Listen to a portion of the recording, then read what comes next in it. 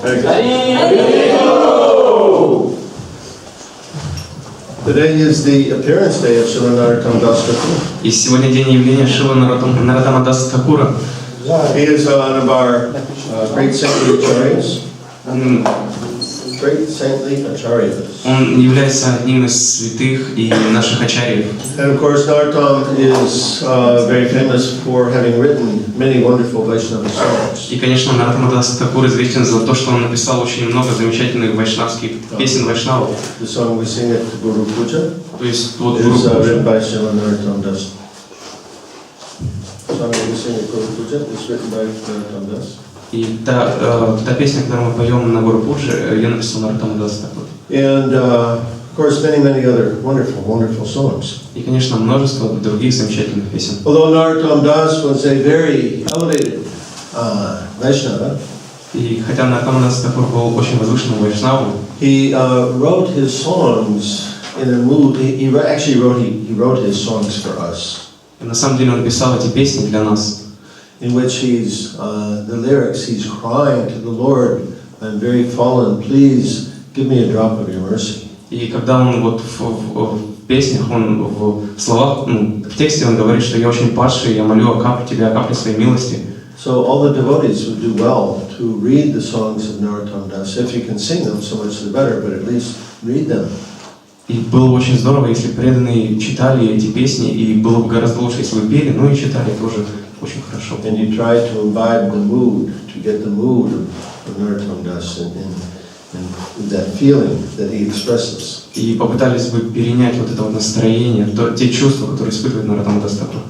So if you haven't yet today, or if you have any energy left at the end of the day, take a little time to read about Narottam Das. То есть, если в начале, вы можете это делать в начале дня или в конце дня, если у вас останется силы, то есть почитайте Нароттаме Дасе Thakуре. We're going to continue from where we left off yesterday. То есть, и сегодня мы продолжим с того момента, на котором мы остановились вчера. Today we're going to talk more about the entire map, what I call the map of devotional service. И сегодня мы поподробнее говорим о так называемой, я хотел бы назвать ее картой преданного служения. So, if you're going on a journey to some place far away, you take a map with you. Если вы отправляетесь в путь в какое-то далекое место, вы берете с собой карту. And in order to use your map, you need to know two things. И для того, чтобы воспользоваться вашей картой, вам необходимо знать две вещи. What is that? Какие? Куда идем? Destination. Where I am going and where I am. Да, куда я направляюсь и где я нахожусь сейчас. If I think that I'm somewhere that I'm not, my map is not going to be very useful. То есть, если я думаю, что нахожусь в том месте, в котором я в действительности не пребываю, то от карты мало будет пользы. So, we're going to talk about the map of devotional service. И мы поговорим о карте преданного служения. And one of the important things about using this map is to understand where we are at. И одна из правильных аспектов для использования этой карты – это правильное понимание своего местоположения. This is not as easy as it sounds. То есть это не так просто, как это может показаться. Especially in our neophyte condition. Особенно вот в нашем положении неофита. We have a tendency to make an inappropriate evaluation of ourselves. То есть у нас есть такая склонность неправильно оценивать себя, свое положение. In fact, it's typical for a neophyte devotee to think of himself as the best devotee. То есть это это типично для преданного неофита считать себя лучшим преданным. And he thinks that everybody should be a devotee like me. И он думает, что все остальные преданные должны быть такими же, как я. And if everybody was a devotee like me, we could all get along just fine. То есть, и если бы вот все были такими же, как я, то все у нас было бы просто здорово. Maybe. Возможно. So, here we are in the material world. Итак, вот мы здесь, в материальном мире. And we want to get to Goloka Vrindavan. И мы хотим добраться до Галоки Вриндавана. We've understood by reading Srila Prabhupada's books that this is the very highest possible destination for any Jiva soul. То есть, и читая книги Шрилы Прабхупады, мы поняли, что это наиболее из всех возможно достижимых мест для обусловленных для джив. And by the mercy of Sri Chaitanya Mahaprabhu and Srila Prabhupada, we have, and our other acharyas, we have the possibility of going to that most exalted place. И по милости Шри Чайтаньи Махапрабху, Шрилы Прабхупады и всех других ачарьев у нас есть возможность попасть в эту самую возвышенную точку. But we have to get there. Но мы должны туда попасть. And we have to know how to get there. И мы должны знать то, как туда попасть. So our acharyas have given us this process of sadhana bhakti. Итак, наши ачарьи, они оставили нам процесс садхана бхакти.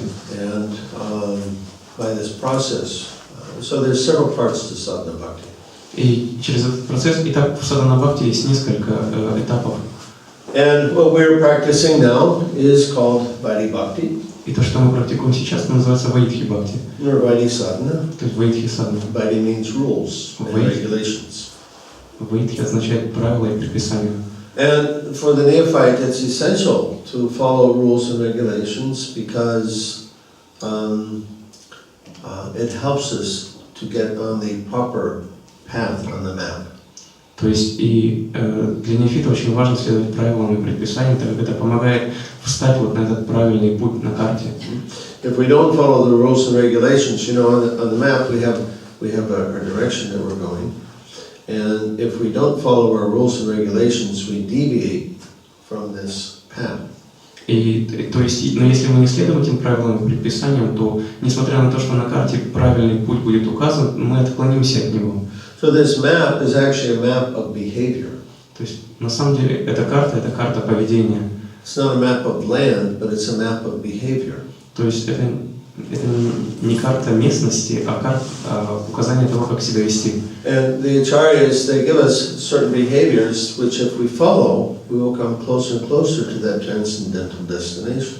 И ачарьи, они оставили нам пример, и следуя которому мы будем все ближе и ближе к нашей точке назначения. But when we change our behavior, if we alter our behavior, deviate from the instructions of our acharyas, then we get off the path. Но если наше поведение, оно становится отличным от того, какие наставления дали, от тех наставлений, которые дали ачарьи, то мы отдаляемся от этого пути, истинного пути. And then there's danger of getting lost. И возникает опасность потеряться, заблудиться. Maybe you have some big national forests here in your country? Может быть, у вас здесь в стране есть большие национальные леса? No? Not a big one, but... No? Anyway, you know, Carpathians are nearby too. Maybe you go to such places. Anyway, you all have the idea. You know, you go to many people, they like to go to some big forests or some mountains. То есть многим людям нравится ходить в леса или в горы. And these popular places, there is a path that you go on. The path is worn because many people go in that same way. И вот во всех этих местах ведет определенная тропа, так как многие люди, они протоптали ее. So you don't practically even have to know where you're going, you just follow the path. То есть вам практически не нужно знать, куда вы идете, вам достаточно следовать по этой тропе. But if you get off the path, но стоит вам сойти с тропы, здесь начинается проблема. Then you can kind of become very bewildered which way back to the path. То есть вы можете запутаться, то есть в каком направлении вам идти. So Krishna consciousness is like that. То есть и сознание Кришны, оно подобно этому. If we stay on the path, our position is very secure. То есть если мы остаемся на тропе, на пути, то наше положение, оно очень защищенное. But if we get off the path, if we deviate, then it would come to a very risky situation. Но если мы отклонимся от этого пути, то наше положение, оно станет очень рискованным. And the risk is that we may not be able to get back on the path. И риск заключается в том, что у нас есть возможность не вернуться на этот путь. It's a big risk. Это очень большой риск. We've seen in our experience many devotees leave the path of devotional service and not be able to get back. То есть мы лично видели этот пример, когда преданные не сходили с пути преданного служения и потом не имели возможность вернуться на него. So there should be warning signs along the way. Поэтому на протяжении всего пути должны быть такие предупреждающие таблички. Beware. Осторожно. Of Maya. Берегитесь Майи. Maya is on the side of the path and she's calling. То То есть Майя стоит вот рядом с толпой, и она зовет. And so we have to beware of Maya. То есть мы должны остерегаться Майи, She's very powerful. так как она очень могущественна. So we're staying on the path, and we start to make some advancement in devotional service. Итак, мы остаемся на тропе и начинаем потихоньку прогрессировать в сознании Кришны. And we can understand that we're making advancement by the symptoms that we experience. И мы можем понять, что мы прогрессируем, так как испытываем определенные симптомы, признаки. Very early in the Srimad Bhagavatam, this is explained. Ранее в Шримад Бхагаватам было объяснено: Vasudeve Bhagavati Bhakti Yoga Prayochita Jana Yashu Vairagyam Gyam Chiyana Haitukam. One who is engaged in devotional service automatically causes knowledge and detachment develop within him. Тот, кто занят преданным служением, в нем автоматически развиваются знания и отречения. So, okay. Two things, knowledge and detachment. То есть две вещи: знание и отречение. What's knowledge? Что такое знание? This doesn't mean just book learning, this means realization. То есть это не значит какое-то книжное знание, это означает реализация. It means there's two things, there's two concepts, jnana, which is knowledge, and vijnana, which is realization. То есть есть два значения концепции: есть гьяна, что означает знание, и вигьяна, что означает реализация. So knowledge is one thing, but experience is something else. То есть знание это одно, но опыт это нечто совсем другое. And so experience is vijnana. И этот опыт является вигьяной. Or actually in this case, when we talk about realization, it's even more than experience. Но здесь, говоря о реализации, он даже больше, чем непосредственно опыт. It's a very deep knowing. Это очень такое глубокое знание. In other words, just like we know, 2 plus 2 is 4. Ну, как мы, например, знаем, 2 плюс 2 это 4. Everybody knows, right? Все это знают, правильно? There's no challenge with that, no question about it. We're very secure in understanding 2 plus 2 is 4. То есть никто не спорит об этом, то есть все это знают, 2 плюс 2 равно 4. So this is realization. И это реализация. When I actually understand it in the very core of my being, this is realization. То есть когда я это понимаю в глубине своей сущности, это реализация. And I want to encourage you to keep a record of your realizations as they come to you. И я хотел бы вдохновить вас на то, чтобы вы записывали ваши реализации по мере того, как они к вам приходят. Keep a journal and you write these things down. То есть заведите какой-то журнал и записывайте эти вещи. And at the end of your life, this will be a very wonderful book. И в конце жизни это будет замечательная книга. And many people will be able to read it after you're gone, and they'll see what kind of progress, how a devotee actually makes progress in Krishna consciousness. Очень многие люди смогут прочитать ее после вашего ухода и увидеть то, как преданный он развивается, как он прогрессирует. And they come little by little. Они приходят по чуть-чуть. Maybe what's our first realization? Anybody can remember their first realization? Кто-то может вспомнить свою первую реализацию? I'll tell you mine. Я вам расскажу. This is before I became a devotee. Это было до того, как я стал преданным. And you know, it's explained that we pick up from where we left off in our last life. И говорится о том, что мы начинаем свой путь с того момента, который мы оставили в прошлой жизни. So that when we get to approximately the age of maturity, 20-21, then the full consciousness is manifest.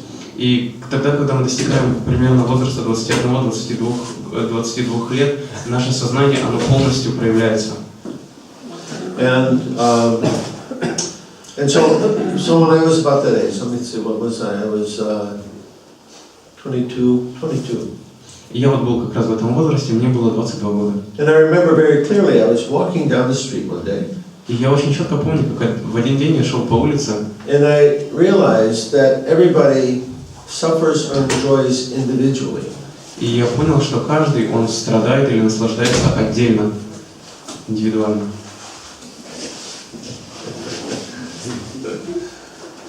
Thank you. Спасибо. It's easier for the speaker. Так для меня легче. I appreciate it very much. Thank you. Я это очень ценю, спасибо большое. Oh, and our nice favorite young student is here. Наша лучшая юная студентка здесь. Nice to see you today. Вот я очень рад вас видеть сегодня.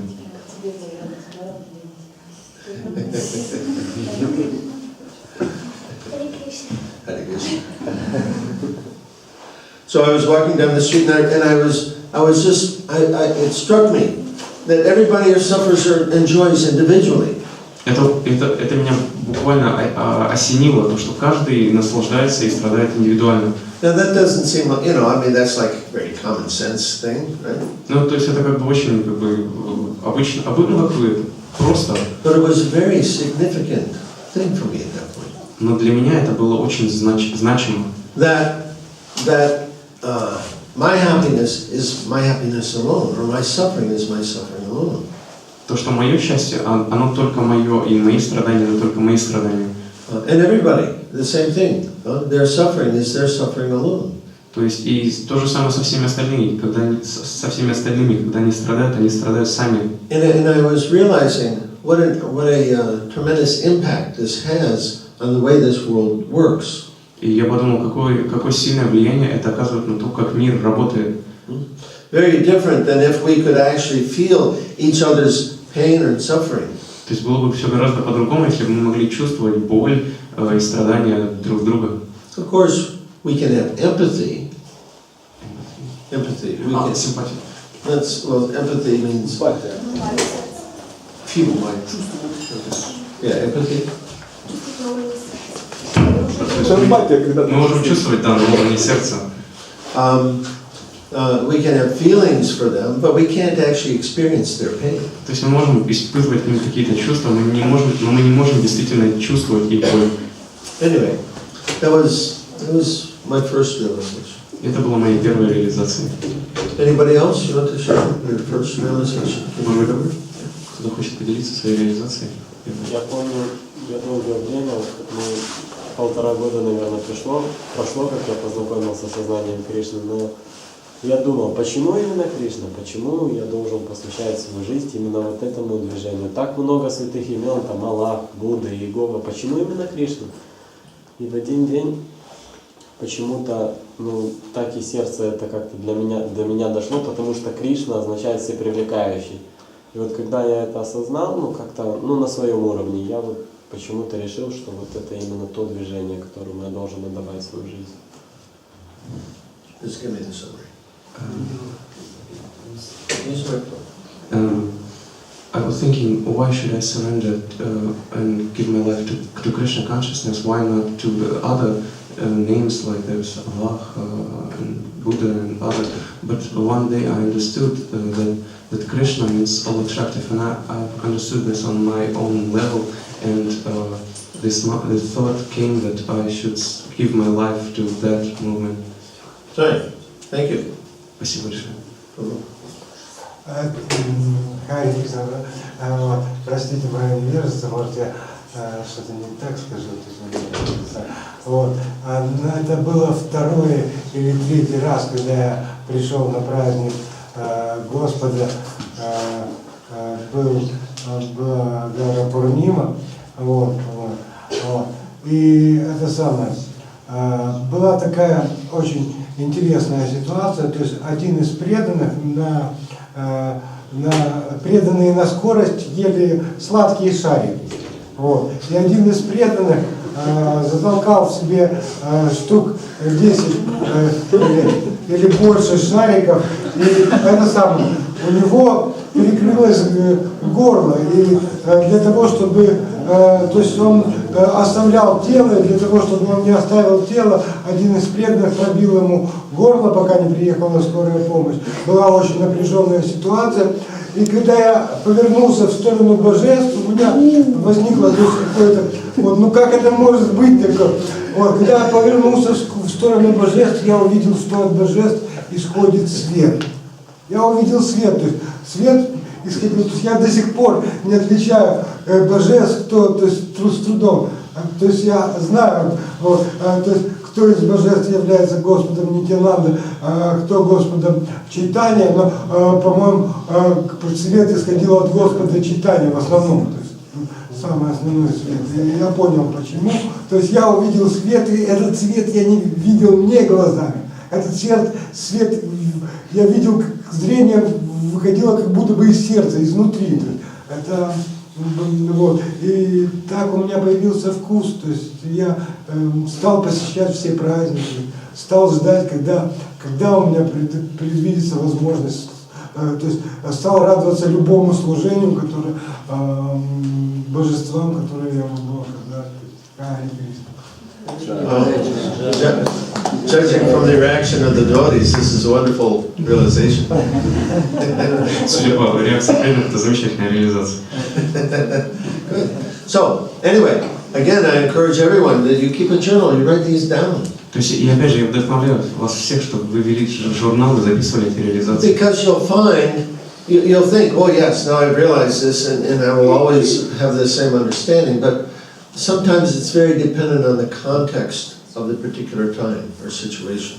То есть, и иногда так, когда к нам приходят реализации, возникает мысль, что да, я всегда это буду понимать, но часто это понимание, оно зависит от обстоятельств, от контекста. So causeless knowledge, realization, that's one symptom of our progress in devotional service. То есть возникает знание, возникает реализация, это одним из симптомов нашего прогресса. And we should see on a regular basis, we should be experiencing that we're having some more and more realizations. И то есть постоянно, на регулярной основе мы должны испытывать все больше и больше реализаций. If we're not, then it's one sign that we're not following the process. А если такого не происходит, это означает, это один из признаков того, что мы не следуем процессу. It's maybe a symptom that we've gotten off of the path. Возможно, это является одним из симптомов того, что мы сошли с пути. So, and then the other sign, the other symptom that we're making progress on our journey is vairagya, detachment from material things. И другой признаков, другой симптомов того, что мы прогрессируем на этом пути, это возникает вайрагия, то есть отрешение от материальных вещей. Those things that used to be important to us or significant for us become less and less so. То есть те вещи, которые были важны или значительны, имели какое-то значение для нас, они становятся все менее и менее значительными. And gradually, one by one, we let all those attachments go. И постепенно одно за другим мы отпускаем все эти привязанности. Now, you know, there's no such thing as, let's say, our acharyas strongly condemn artificial renunciation. То есть наши ачарьи, они очень строго осуждают искусственное отречение. So, I'll give you an example. Я приведу пример. We read, for example, that somebody who is very advanced in devotional service, that they don't sleep very much. То есть мы читаем, что та личность, которая находится на очень высоком уровне сознания Кришны, они не спят много. So sometimes some devotees will think, okay, I'll only sleep 3 hours a day, and this way I'll make rapid advancement. И кто-то из преданных может подумать, ну хорошо, я буду отныне спать 3 часа в день, и таким образом буду очень быстро прогрессировать. This is confusing the cause with the symptom. То есть это происходит путаница между причиной и симптомом. So the symptom of spiritual advancement is that I am sleeping less and less. То есть симптомом нашего духовного прогресса является то, что я сплю все меньше и меньше времени. The cause is my actual advancement in devotional service. Но причиной является мой непосредственный прогресс в преданном служении. So if I try to argue, if I mistake these two, if I take the cause to be the symptom, or the symptom to be the cause, and then I endeavor for the symptom, this is a mistake. То есть, и если я таким образом спутаю причину, то есть причину с симптомом и симптом с причиной, то есть признак с причиной, то таким образом я буду прилагать усилия ради симптома, и это будет неправильно. But rather this vairagya, this detachment, develops in a very natural way. Но на самом деле это отречение, это вайрагия, она развивается очень естественным образом. Simply as we continue in devotional service, we lose our taste for mundane things. Тут просто прогрессируя в нашем преданном служении, продолжая им заниматься, мы теряем вкус к мирским вещам. And we should also see this developing in our personality. То есть и мы должны также видеть это развитие в нашей личности. We should see our attachment for the various kinds of sense gratification that we used to enjoy, or music, or entertainment, or any kind of thing. We should see that decrease more and more. То есть мы должны видеть, как наша привязанность к различным мирским развлечениям, будь то музыка или какие-то другие развлечения, как эта привязанность снижается, становится все меньше и меньше. When we feel this detachment, at that time we must let go. То есть и в тот момент, когда мы чувствуем это отречение, в тот момент мы должны оставить эту привязанность. So how many of you used to drink coffee? Сколько из вас пили кофе? So, yeah, you drink coffee and then you lose your taste for it. Ну, то есть вот вы как бы пьете кофе, а потом вы теряете к нему вкус. Now what if you just continue to drink coffee? А что если вы продолжите пить кофе? It's not a big deal, it's just coffee. То есть, ничего страшного, всего лишь кофе. This will actually become a stumbling block on your path of devotional service. То есть это станет вашим препятствием на пути преданного служения.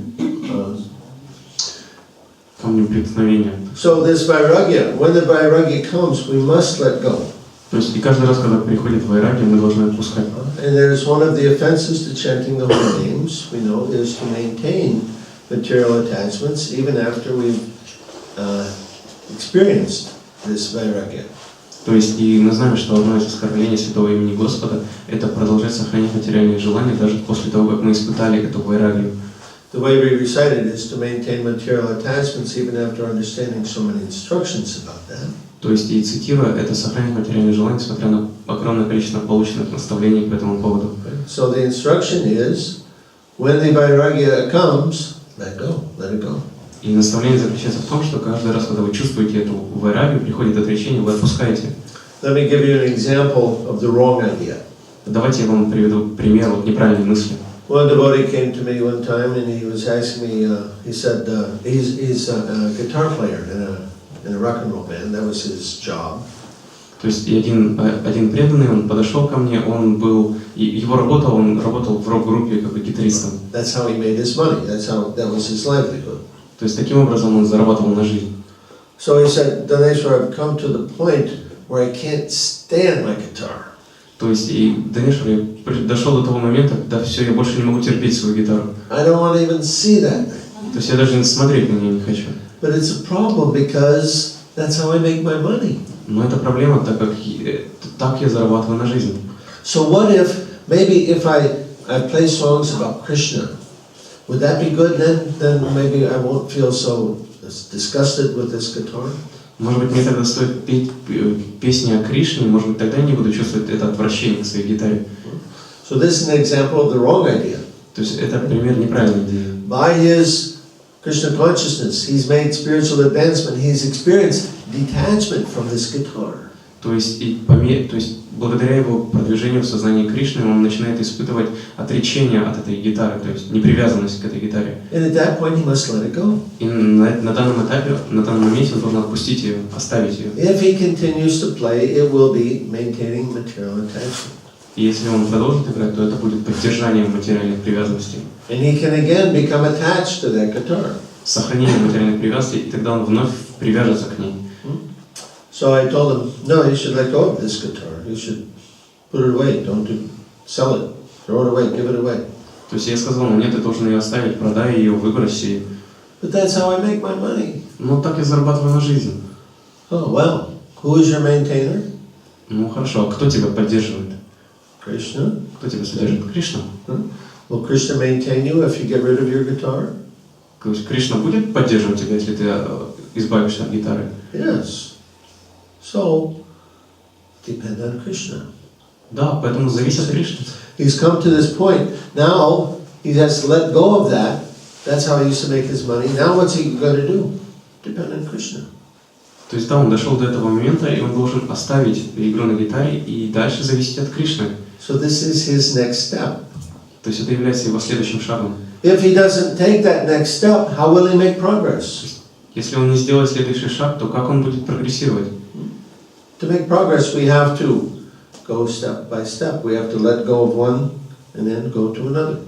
То есть для того, чтобы прогрессировать, мы должны оставить одно и идти дальше. Srila Bhaktivinoda Thakur explains this point nicely in Chaitanya Charitamrita. И Шрила Бхактивинода Тхакур замечательно объясняет это в читании Шикшамрити.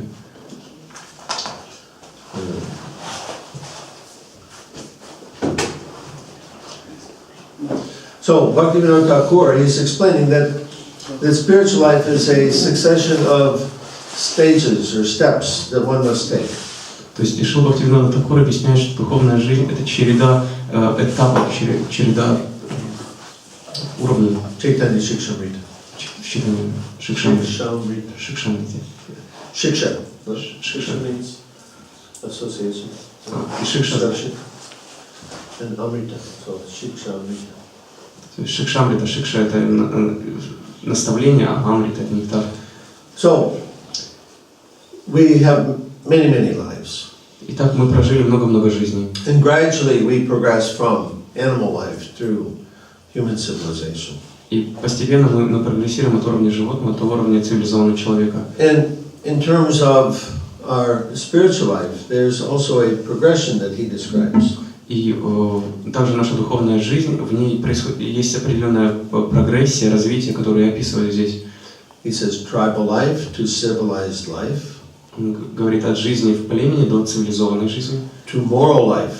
до жизни моральной или этической. This means atheistic moralism. Это означает атеистический морализм. Then to a moral life with a materially conceived God. То есть и дальше к такой вот моралистической жизнью с таким материальным Богом, с Богом, который мы постигаем материальными чувствами. To moral life with an acceptance of God. То есть до материальной жизни, когда мы допускаем существование Бога. And to devotional life in practice. До жизни в предании, в практике. So step by step, the devotee, the living entity, makes progress from one step to the other. Итак, шаг за шагом преданный, душа, она прогрессирует от одного этапа до другого. And eventually everyone will achieve prema, И так pure love of God. со временем все обретут прему, чистую любовь к Богу. If we try to make progress too quickly, to the next step, we will fall back. И если мы попытаемся прогрессировать слишком быстро, то есть просто сбираясь на следующий этап, мы падем. Just like if we're walking on the ice. Right?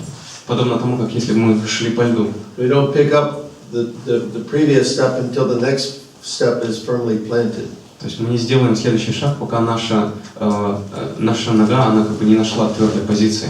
Otherwise we fall down and we hurt our wrist. То есть иначе мы упадем и повредим запястье. So, and not only can we hurry too quickly, but we can delay our progress. Но мы можем не только спешить в нашем прогрессе, мы можем также откладывать его. Why? Because we become attached to a particular step. Почему? Потому что мы можем привязаться к определенной позиции, к определенному этапу. And we see a lot of so-called spiritual people that are attached to this idea. И мы можем видеть множество так называемых духовных людей, которые привязаны к этой идее. Christianity is the only way to God. Единственный путь к Богу — это вот через христианство. No, you must be Muslim. Нет, ты должен быть мусульманином. No, you should be Hindu. Нет, ты должен быть индусом. We're all attached to these particular stages, these particular steps, and we think everybody should be on my step.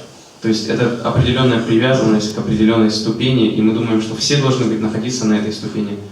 So if we become attached to a particular step, we won't make progress. То есть если мы привяжемся к определенной ступени, определенному этапу, мы не будем прогрессировать. So step by step, we let go of one, take to the next, let go of that, takes to the next. И так шаг за шагом мы переходим от одного этапа, оставляем и идем дальше. Now this is sometimes very challenging. И иногда это очень сложно сделать.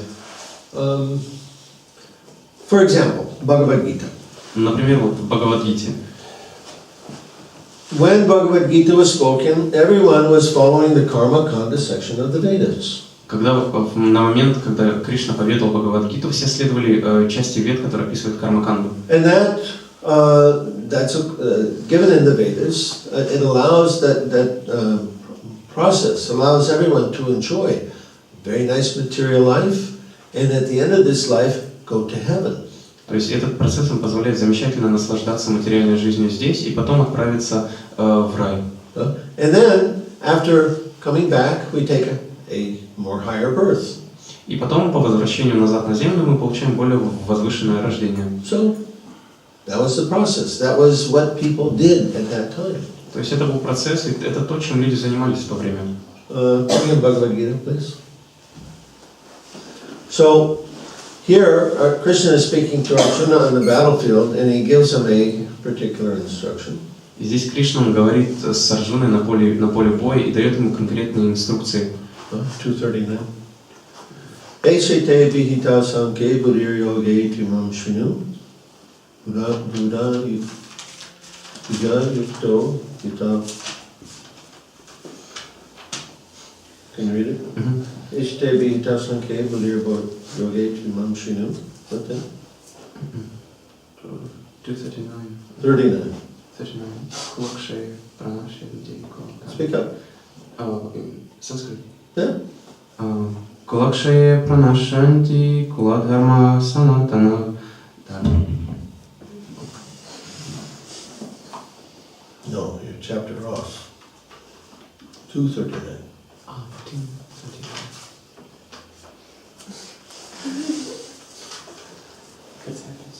Esate vihita sanke buddhir yoge timam shvinu buddha yukto yaya parta karma bandham prahasasi. Translation. До сих пор я излагал тебе это знание аналитически, а теперь буду говорить о нем с точки зрения бескорыстной деятельности. О сын Притхи, действуя в соответствии с этим знанием, ты освободишься от рабства впоследствии своей деятельности. Now, in Sanskrit language, they don't have this exclamation mark with the line with the dot. То есть в санскрите у них нет восклицательного знака, But if they did, there should be about 10 of them after that. но если бы они были, то после этой шлоки стояло бы их где-то десяток. And Arjuna's eyes should be going like, И глаза Арджуны, они были бы вот примерно такими. no, karma, То есть никакой деятельности, how is it possible? никакой кармы. Как это возможно? Huh? What a challenge this is for Arjuna. То есть это такой вызов для Арджуны. First, Krishna's telling him, go kill your relatives. Now he's telling him, no karma. То есть сначала он говорит ему, иди убей своих родственников, а теперь он говорит, что ничего, никакой деятельности, никакой кармы. What a challenge for Arjuna. То есть какой же это вызов для Арджуны? This is his culture, right? То есть это его культура. His culture, our culture tells us what to do, to be good persons. То есть и наша культура, она говорит нам о том, что нам надо делать, чтобы быть хорошими. And we all do this unconsciously because we're so ingrained in it. It's ingrained in us from the time we're children. И мы это делаем бессознательно, так как и влияние культуры на нас очень сильное, и это, оно вложено в нас с детства. That's just the way you live. То есть это просто ваш образ жизни. And to think about doing something else is just wrong. И просто думать о том, чтобы делать как-то иначе, это просто неправильно. Now here's Krishna, he's telling Arjuna, you have to go kill your relatives. И здесь Кришна говорит, что сначала ты должен убить своих родственников, Then we're not going to follow karma anymore. и больше мы исследуем карму. So this is Arjuna's next step. То есть и это следующий шаг Арджуны. What a big step. То есть это очень большой шаг. Because his level of realization is very high. Потому что его уровень, его реализации очень высок. When our level of realization is low, our next step is small. То есть если наш уровень реализации или уровень понимания очень низок, то наш шаг он будет очень небольшим. And as we advance in devotional service, as we make progress, the next step is going to become more challenging like that. И по мере нашего прогресса в преданном служении, наш каждый следующий шаг он будет более сложным для нас. So we read in Bhagavatam, for example, all of Krishna's friends and relatives, they all had such challenging lives. И мы можем слышать, читать из Бхагаватам о том, что все друзья и родственники Кришны, у них всех была очень сложная жизнь. How much trouble Queen Kunti went through. То есть сколько страданий испытала царица How Кунти. much trouble the Pandavas went through. То есть через сколько бед прошли пандавы. Devaki, she lost 7 of her children. То есть Деваки, она потеряла 7 своих сыновей. This is terrible. Это просто ужасно. And it seems like these are friends of Krishna's. I don't want to be Krishna's friend, right? И мы можем подумать, что это случилось с друзьями Кришны, я не хочу быть другом Кришны. Thanks, but no thanks. Спасибо, конечно, но не откажусь. We're suffering enough in this material world. То есть мы достаточно страдаем, мы испытываем страдания от материального мира. But it's not suffering for them.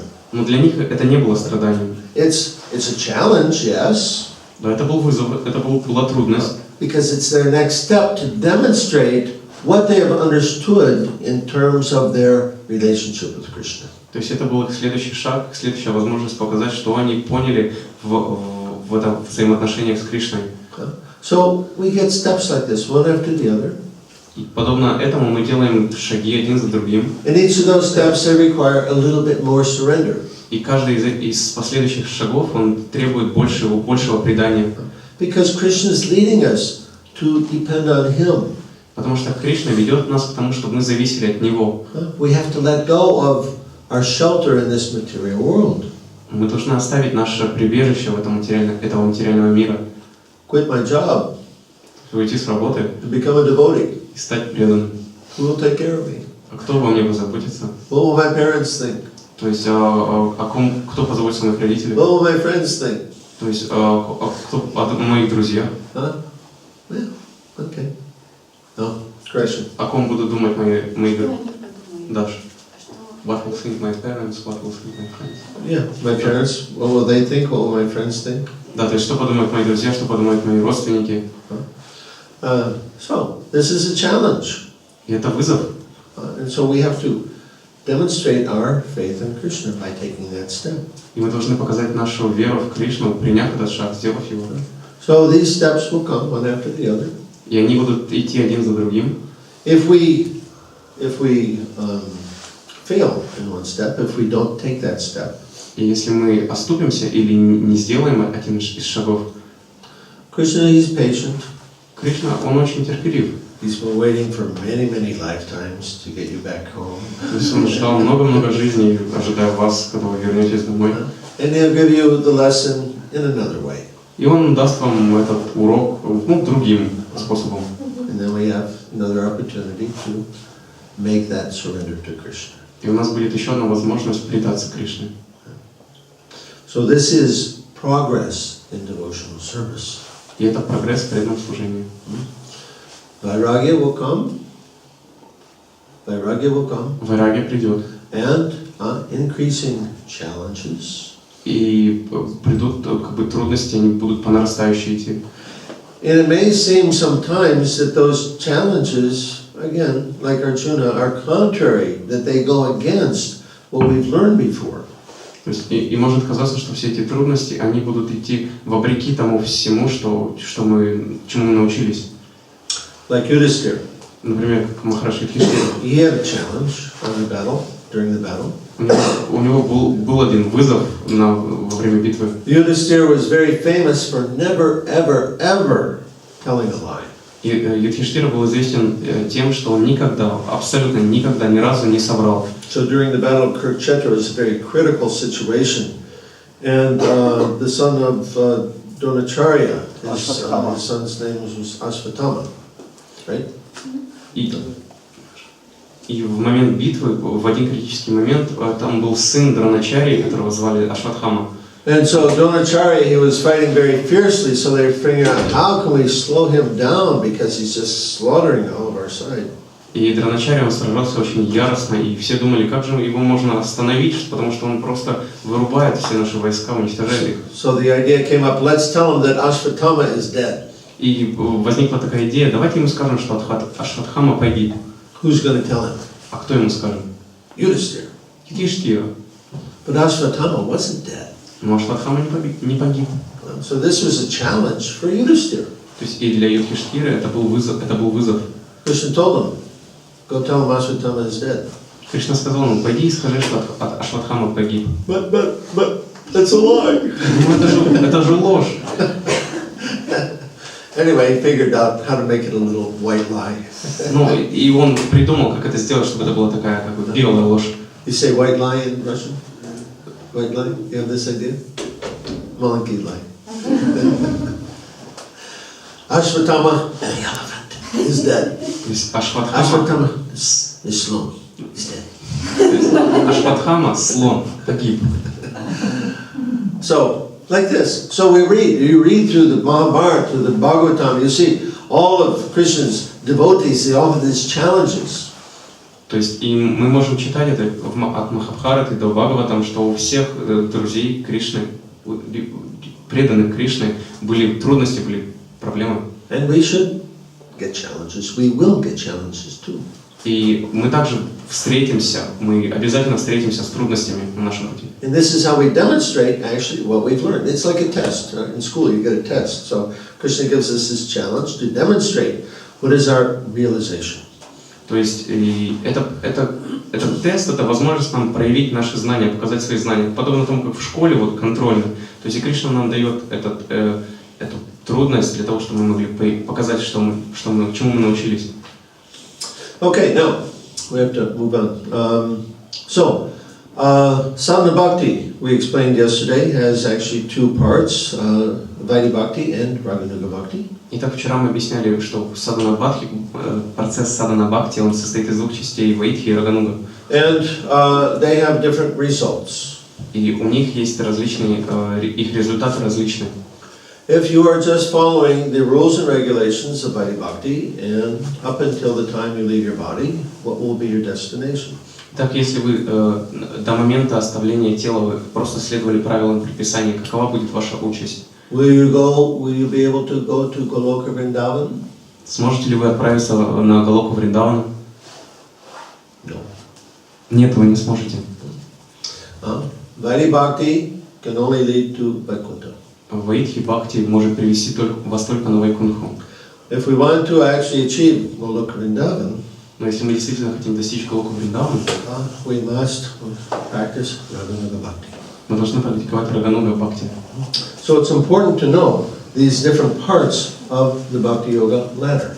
То есть и мы должны знать эти различные части лестницы Бхакти-йоги. Because they're stages, and if we just become complacent with following the rules of Vaidhi Bhakti, we're not going to make progress. И таким образом, если мы просто станем как бы Complacent, if we don't endeavor to make progress. И как бы если мы расслабимся, если мы перестанем прилагать усилия, останемся лишь на ступени ваидхи и бхакти. Did you finish? Okay. So Bhaktivinoda Thakur, he's writing here that some people lament that they're not achieving devotion to Krishna. И Шрила Бхактивинода Тхакур здесь говорит о том, что некоторые люди скорбят о том, что они не достигают Кришны. But at the same time, they don't try. Но в то же время они не прилагают усилий. Oh, I'm not feeling any love or attachment to Krishna. Я не чувствую никакой любви или привязанности к Кришне. Okay, what are you doing about it? Ну хорошо, а как вы над этим работаете? You doing anything different? Вы делаете что-то, чтобы... You know the rule, if we do the same thing today that we did yesterday, then tomorrow will look like today. То есть и есть такое правило, что если сегодня вы делаете то же самое, что и вы делали вчера, то завтра вы будете выглядеть точно так же, как вы выглядели сегодня. Right?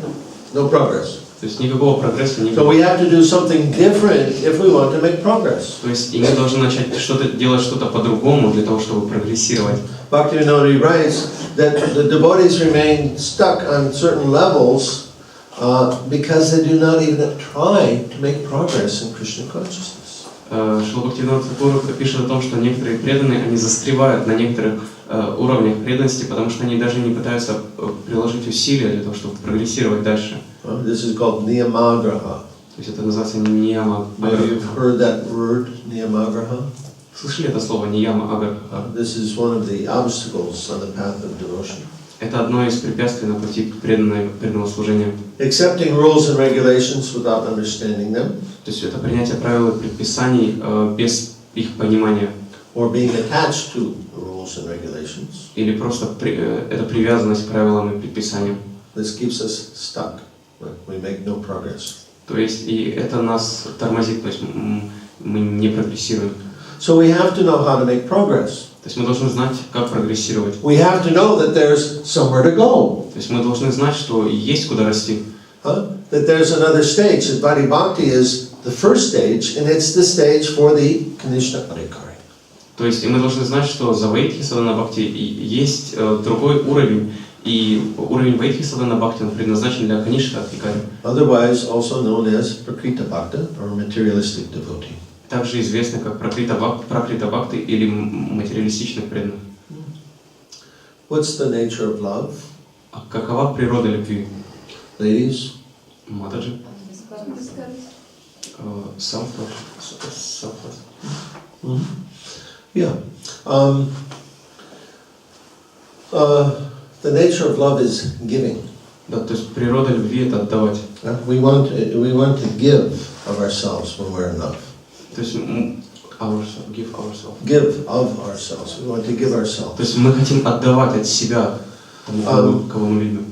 And so, when we want to develop love of God, То есть если мы хотим развить любовь к Богу, this is a goal of Krishna consciousness. и это является целью сознания Кришны, We have to give ourselves to Krishna. мы должны отдать себя Кришне. The means and the end are the same thing in Krishna consciousness. То есть средства и цель, они не отличны в сознании Кришны. Somebody asked Prabhupada once, what do you get from chanting Hare Krishna? Кто-то как-то спросил у Шрилы Прабхупады, что вы получите от воспевания Харе Кришна? He said, more chanting of Hare Krishna. Я буду больше воспевать Харе Кришна. Because the means and the end are the same thing. Потому что цели, средства одни и те же. Now imagine, what's the end? What's this end goal that we want to achieve, this love of God? Итак, представьте, что вот наша конечная цель, это вот, которую мы хотим получить, это любовь к Богу. It's demonstrated so nicely in this picture. И она так замечательно продемонстрирована на этой картине. In that picture, in that picture, in that picture. Вот и на всех этих картинах. Krishna is loving reciprocation with his devotees. Кришна находится занимается любовным обменом с его преданными. So if we want to achieve that, the means and the end are the same thing.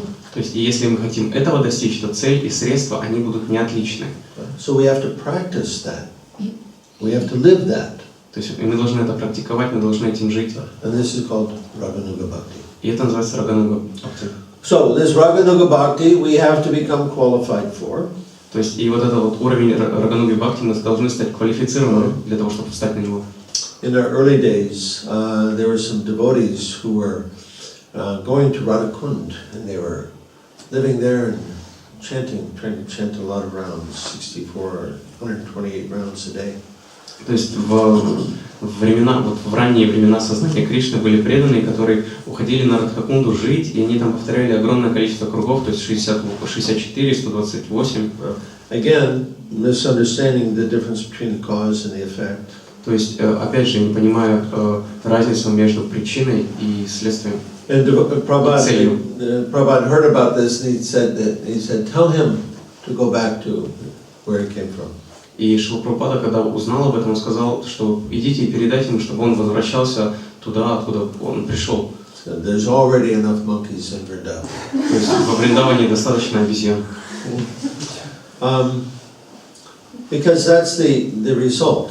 We have to become qualified in order to be able to actually do that. Потому что это результат, мы должны стать квалифицированными для того, чтобы это сделать.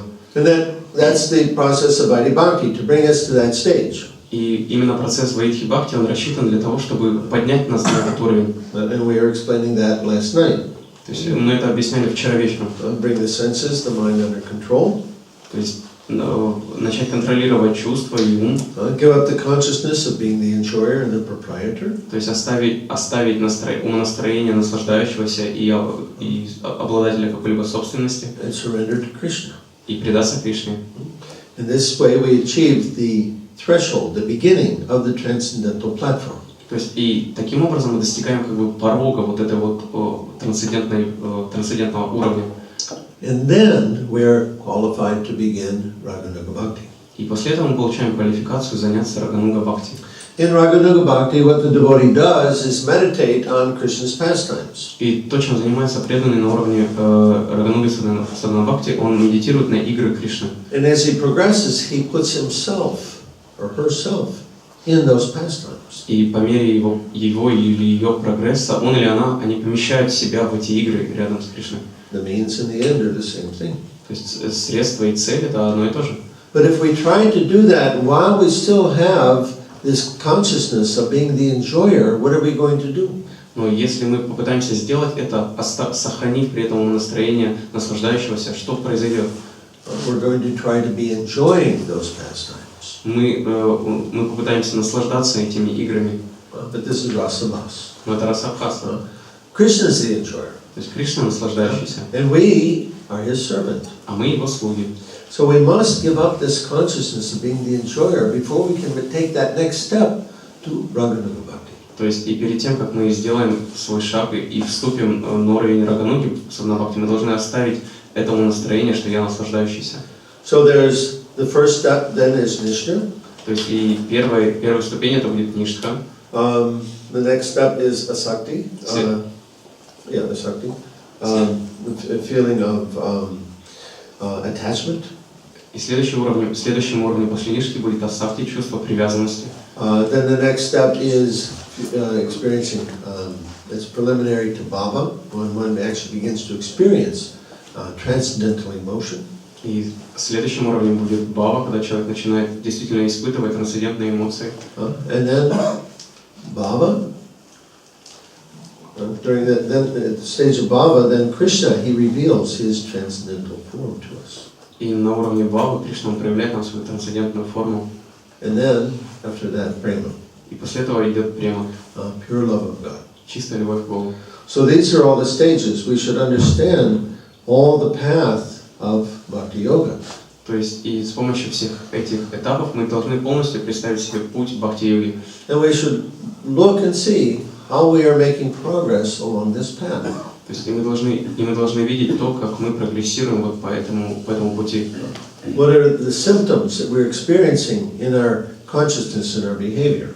То есть каковы те симптомы, которые мы испытываем в нашем сознании и что меняется в нашем поведении. Either the symptoms of our attachment or envy, то есть это будет чувство нашей привязанности или зависти, or the symptoms of our detachment and jnana, то есть vijnana, rather. или же это будет чувство знания и отречения. So we have to know the symptoms, we have to look for them and see how we are making progress. Мы должны знать эти признаки, мы должны их искать, мы должны знать, как мы прогрессируем. And we have to continue to endeavor to more and more to make progress along the way. То есть и мы должны продолжать делать наши усилия для того, чтобы прогрессировать. And we can be successful in this life. И мы можем достичь успеха в этой жизни. We can be. То есть это возможно. But we have to be determined. We have to make it our goal. Но мы должны быть решительны, мы должны сделать это нашей целью. It doesn't happen just as a casual, in a casual way. Это не произойдет как-то очень просто или легко. You know, something that we do on Sunday afternoon.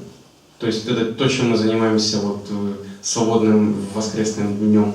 Not enough. То есть этого недостаточно. We have to endeavor. We have to show Krishna that we actually want to be with him. Мы должны прилагать усилия, мы должны действительно показать Кришне, что мы хотим быть с ним. And why do we want to be with Krishna? А почему мы хотим быть с Кришной? Because we develop faith that this is the most wonderful thing there is by reading the books of Srila Prabhupada. Потому что от чтения книг Шрилы Прабхупады у нас развивается вера, что это самое наилучшее из всех состояний бытия.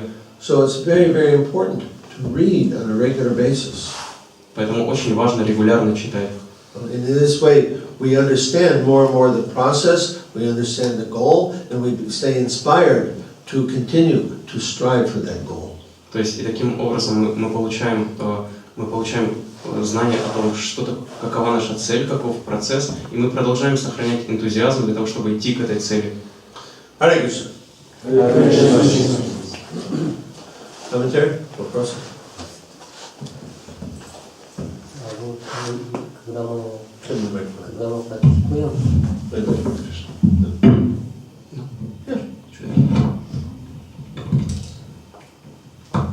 в духовной жизни мы можем наблюдать, приходят определенные испытания,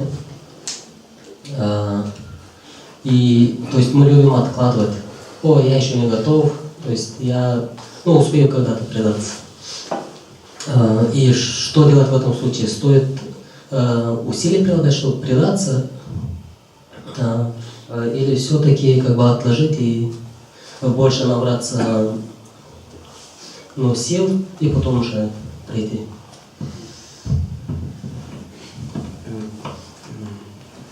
During our spiritual practice, when these challenges, when they appear, we may sometimes see that we would like to delay, to leave it for another time, that I will have my time to surrender later. And what should we do when we face such situation? Should we make more endeavor, or should we delay to get more strength and then? Krishna will not give you the challenge unless you are ready. Кришна не даст вам испытания, если вы не будете к нему готовы. The fact that you have that challenge means that you are ready. Тот факт, что вы уже встретили эту трудность, это означает, что вы уже готовы. Still, we may not have the courage. Но все же нам может не хватать смелости. Imagine how much courage it took for Arjuna. He, kill his friends, relatives to fight with him. Представьте, какой смелостью должен был обладать Арджуна для того, чтобы убить всех родственников. So, it will seem to us, it will always seem,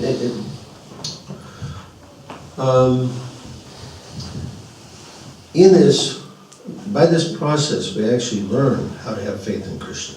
То есть через этот процесс мы действительно учимся, как верить Кришне. By this process, we learn how Krishna is actually speaking to us. То есть через этот процесс мы обучаемся тому, получаем опыт того, как Кришна действительно говорит с нами.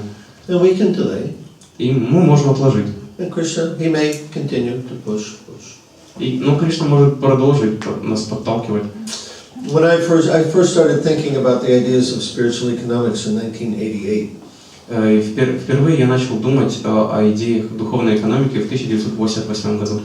And up till that point in my life, I did practically no writing. И до этого момента в моей жизни я практически ничего не писал. So, the more I thought about it, the more strong these conceptions came to me. They became stronger and stronger. И чем больше я думал об этом, тем сильнее эти концепции, они приходили ко мне и становились все отчетливее и отчетливее. So I sat down and I thought, okay, let me write this down and try to get it straight. То есть, хорошо, я подумал, что я сейчас это запишу и It was impossible. И попытаюсь все упорядочить, но это было невозможно. I understood conceptually the ideas, but to try to get it on paper was it was impossible. То есть я представлял себе идею, представлял себе концепт, но описать его на бумаге было невозможно. So I just said, okay, nice idea, and I just put it away. Но я подумал, хорошая идея, и оставил это. And I just went on with my life the way I had been going on before. И я продолжил ту жизнь, которая была у меня до этого. But Krishna kept knocking on my door.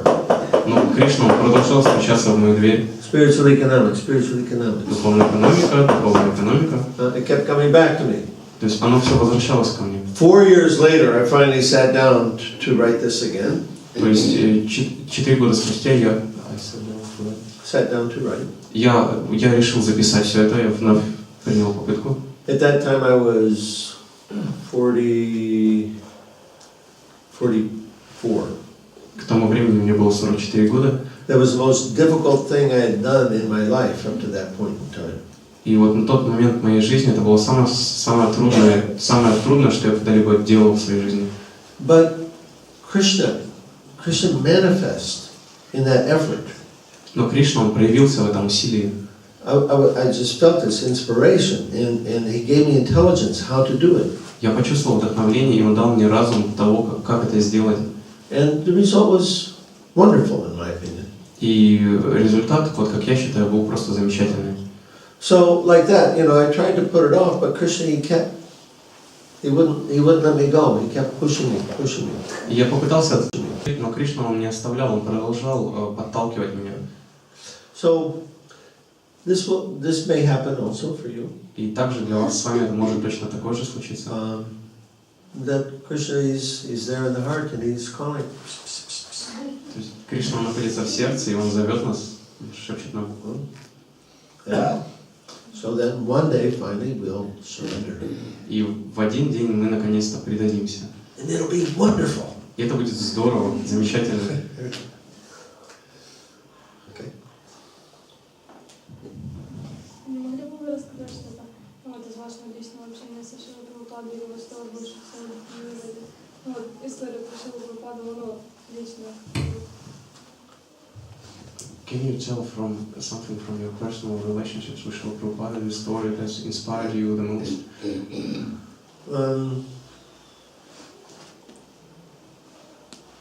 Или как встретились? I'd rather deal with questions from the class first. Let me take questions about the class first. Я хотел бы сначала ответить на вопросы по лекции. Каким образом материальная энергия влияет на нас в большей степени? То есть что нас сбивает с пути? И как научиться в этих ситуациях зависеть от Кришны? In which way the material energy Don't misleads? whisper.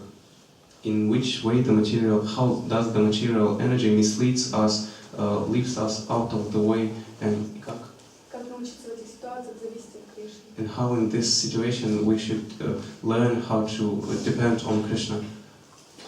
Well, we have so many attachments. У нас есть очень много привязанностей. We're conditioned souls. То есть мы являемся обусловленными душами. Condition means that if I do the same activity over and over again, this becomes my normal. И обусловленность заключается в том, что если я буду вновь и вновь делать одно и то же действие, то это станет моим естественным состоянием, для меня нормой. And then to change my normal is difficult. И поменять вот это вот, to change this normal. To change what is normal is difficult. И поменять то, что для нас нормально, обыденно, это очень сложно. So this is conditioning.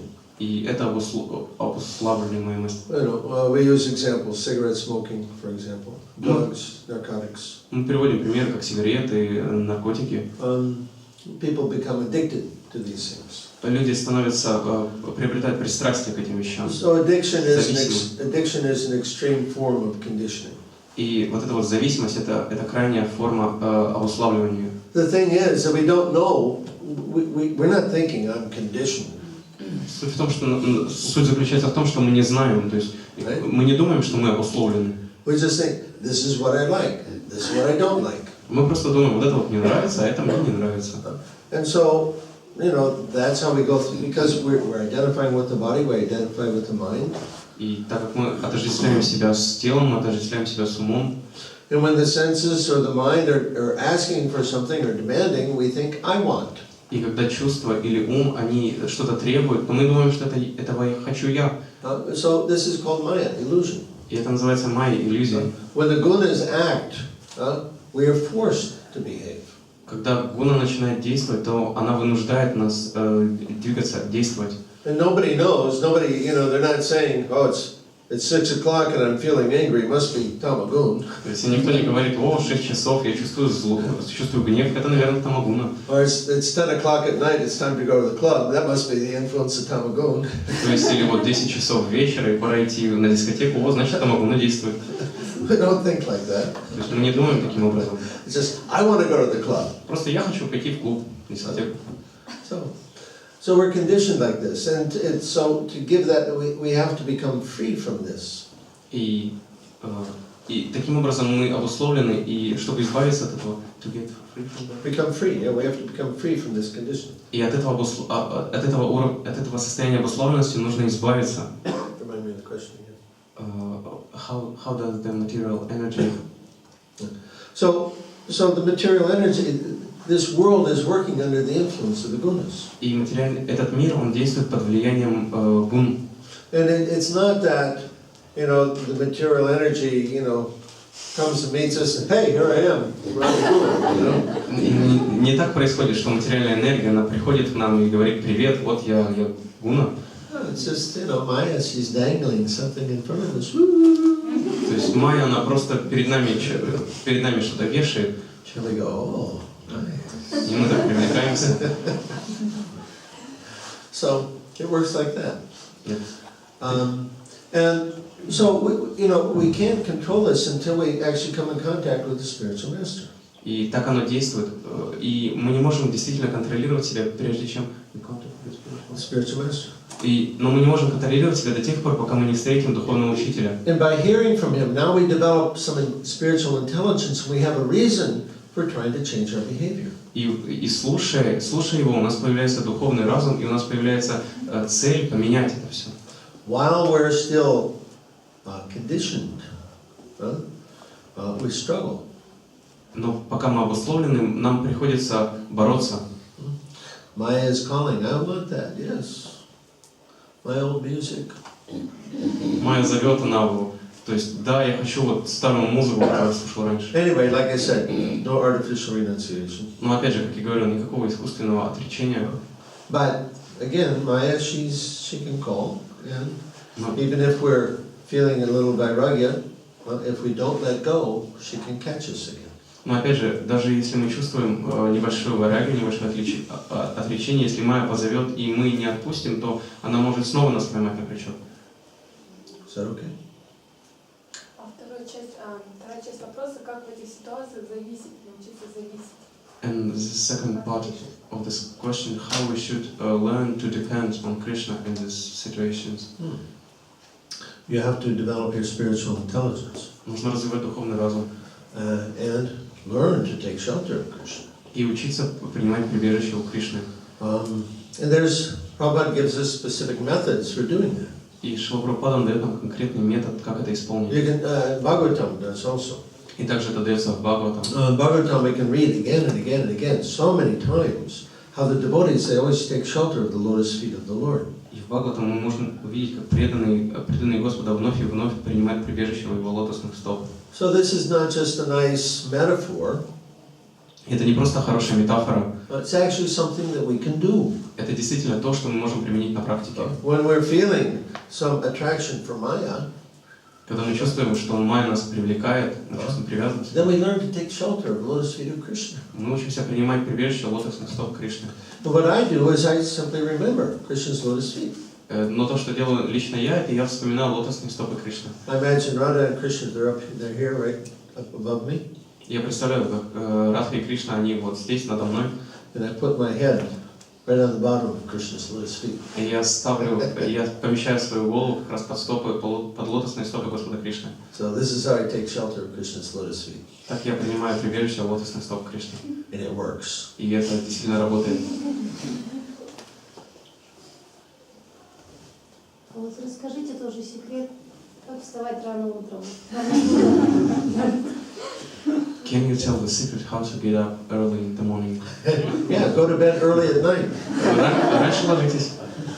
Нет, это даже если ложусь, все равно сложно. Even if I get to bed early, it's still Stay in the ashram for some time. Побудьте в ашраме на какое-то время. Is there an ashram for ladies? Трое детей у меня, No. я не могу. She has 3 kids. So, okay, what did she say? She has 3 kids and she Oh, has no yeah, right. fertility. Oh, you have 3 children, yeah. You need some sleep. Ну да, с 3 детьми вам нужно выспаться. Anyway, by determination. Вот через решимость. It's also helpful. Association is very helpful. И также общение, оно очень помогает. So maybe you have some friend among the Matajis who has some good practice, good sadhana like that, and you invite her to come stay over at your house on the weekend. И, может быть, у вас среди матаджи есть подруга, и у которой очень сильная садхана, и, может быть, вы пригласите ее, чтобы она погостила у вас в выходные. Anyway, I recommend devotees they stay in the ashram for a couple of years to develop what's it called? These good habits. И поэтому я советую преданным, чтобы они оставались в ашраме в течение нескольких лет, для того, чтобы у них развилась эта вот хорошая привычка. For those of you who can't stay in the ashram, you have to get greater determination by somehow or other. А для тех из вас, кто не может остаться в ашраме, вам необходимо очень усилить свою решимость любым другим способом. Association is the easiest way. И самым простым из них является общение. Or you cry out to Krishna. Или можете просто вызывать к Кришне. I imagine with 3 children, if you can get up early before them, then you can have some sadhana. But after they get up, then everything changes. Я представляю, что у вас есть, если у вас 3 детей, если вы можете встать раньше их, то тогда у вас может быть садхана, но если вам не удается встать раньше их, то все меняется. Is that the idea? В этом идея заключается. Благословите меня на утреннее вставание. Bless me to get up. Finish.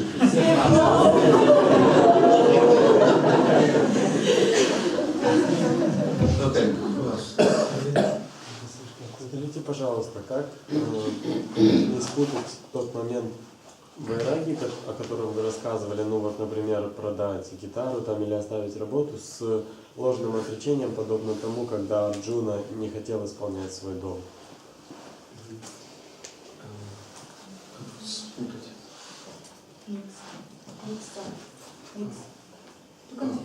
How can I how can I distinguish when it's the truth is when it's vairagya time to, like you said, to get rid of the guitar, not distinguish it from like when Arjuna didn't want it to perform his duties, как Арджуна не хотел выполнять свои обязанности. Да, или лень, или ложное отречение. Like how to distinguish it from the false renunciation. Wait, we're talking about attachment, not renunciation, right? То есть мы говорим Say it again. like Just say the whole thing again. how should I distinguish when it's the moment of true vairagya and I should And false vairagya. and false vairagya, like Arjuna on the battlefield didn't want to kill his. False, you must have experienced something like that by now. Наверное, вы испытали что-то вот такое на данный момент. Are you still eating meat? Про false? Meat. А вы еще кушаете мясо? Okay, so you've conquered over that one, То есть вы это побороли. right? Were you a vegetarian from birth, from the time you were a child or something? Okay, so you've been already successful in letting go of some anartha, Итак, вы стали успешными в избавлении от одной из анарх. right? So it's the same thing, it just continues the same way. То есть это и избавление от других анарх, оно точно такое же. Krishna is giving us intelligence. Кришна дает нам разум. It's not that we're doing this alone. Krishna's in the heart. He's helping us. То есть не так, что мы самостоятельно с этим справляемся. Кришна находится в нашем сердце, Он помогает нам. And He'll speak to you. He'll help you. И Он как бы заговорит с вами, Он поможет вам. And He'll let you know it's time. Он как бы вот пришло время. You'll feel the vairagya. You'll feel the detachment. Вы почувствуете вайрагию, вы почувствуете отречение. Okay, I'll give you a good example. Я приведу хороший пример. How many are attached to chocolate? Сколько из вас привязаны к шоколаду? The men are lying or what? А мужчины, они врут? The men are detached. All the girls' hands. So, a chocolate is another one, right? И то есть шоколад это как бы другая проблема. That's a hard one to give up. Это очень сложно избавиться от этого. But one day I was thinking, do I want to come back to this material world just for chocolate? И я один день не подумал, я хочу вернуться в этот материальный мир ради шоколада? No way! Да никогда. Not just for chocolate. То есть только не за шоколад. So I strengthened my resolve and I gave up chocolate. То есть и я как бы... I became stronger. My determination became stronger and I gave it up. Я как бы собрал всю волю и приобрел эту решимость и избавился от этого. Now you should know, in some forms of dark chocolate, they put cow's blood as a flavoring. И вы должны знать, что в некоторых сортах темного шоколада они ставят коровью кровь для того, чтобы он приобрел какой-то вкус. So, at least don't eat dark chocolate. Так что, пожалуйста, не кушайте темный шоколад. Yes. Дорогой Махарадж, я тоже вас хочу просить о милости. Вы вчера спросили, как дела у меня. Я слукавил, не так все замечательно. Talk. Speak up. I would like to ask your mercy also, like yesterday when you asked me how am I a little bit light and said everything's fine. Okay. Есть у меня... We don't have to go into any deep personal story here. То есть не нужно здесь как-то очень откровенно что-то рассказывать. Okay. We can talk privately later, Мы можем лично поговорить позже, if you like. если вы согласны. Вы хотели бы. Нет,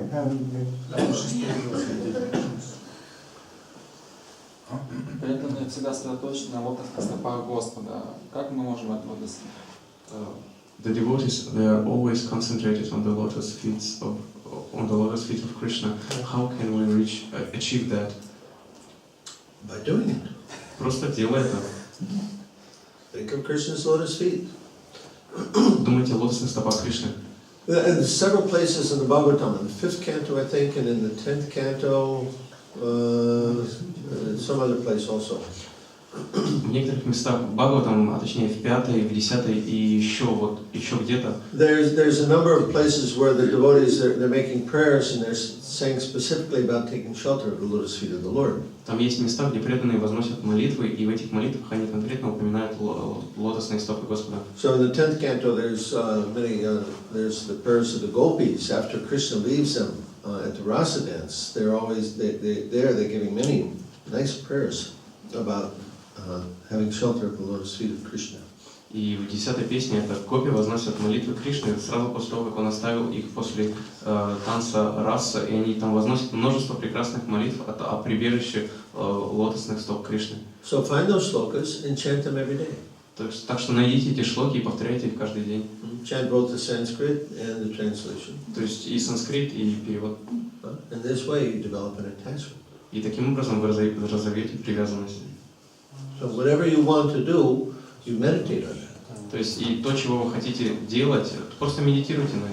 You want to develop some determination or strength, you meditate on that. You want to develop this attachment for the lotus feet of Krishna, you meditate on that.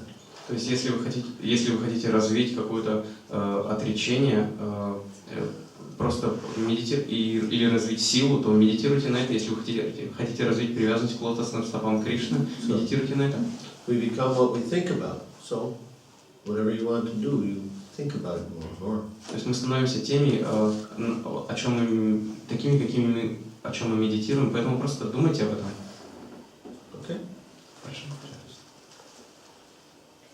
В материальном мире, когда кого-то прославляют, уже есть понимание, что-то лезть или что-то хотят от этого человека. Как понять, что в духовном мире, когда прославляют Кришну, реально его любят? Как бы не ожидают ничего взамен.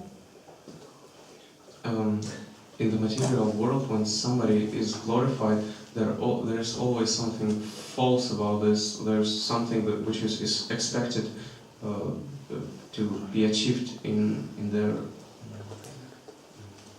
to be achieved when glorifying. How to understand that in the spiritual world, when Krishna is glorified, this is made completely selflessly, without expecting anything from it.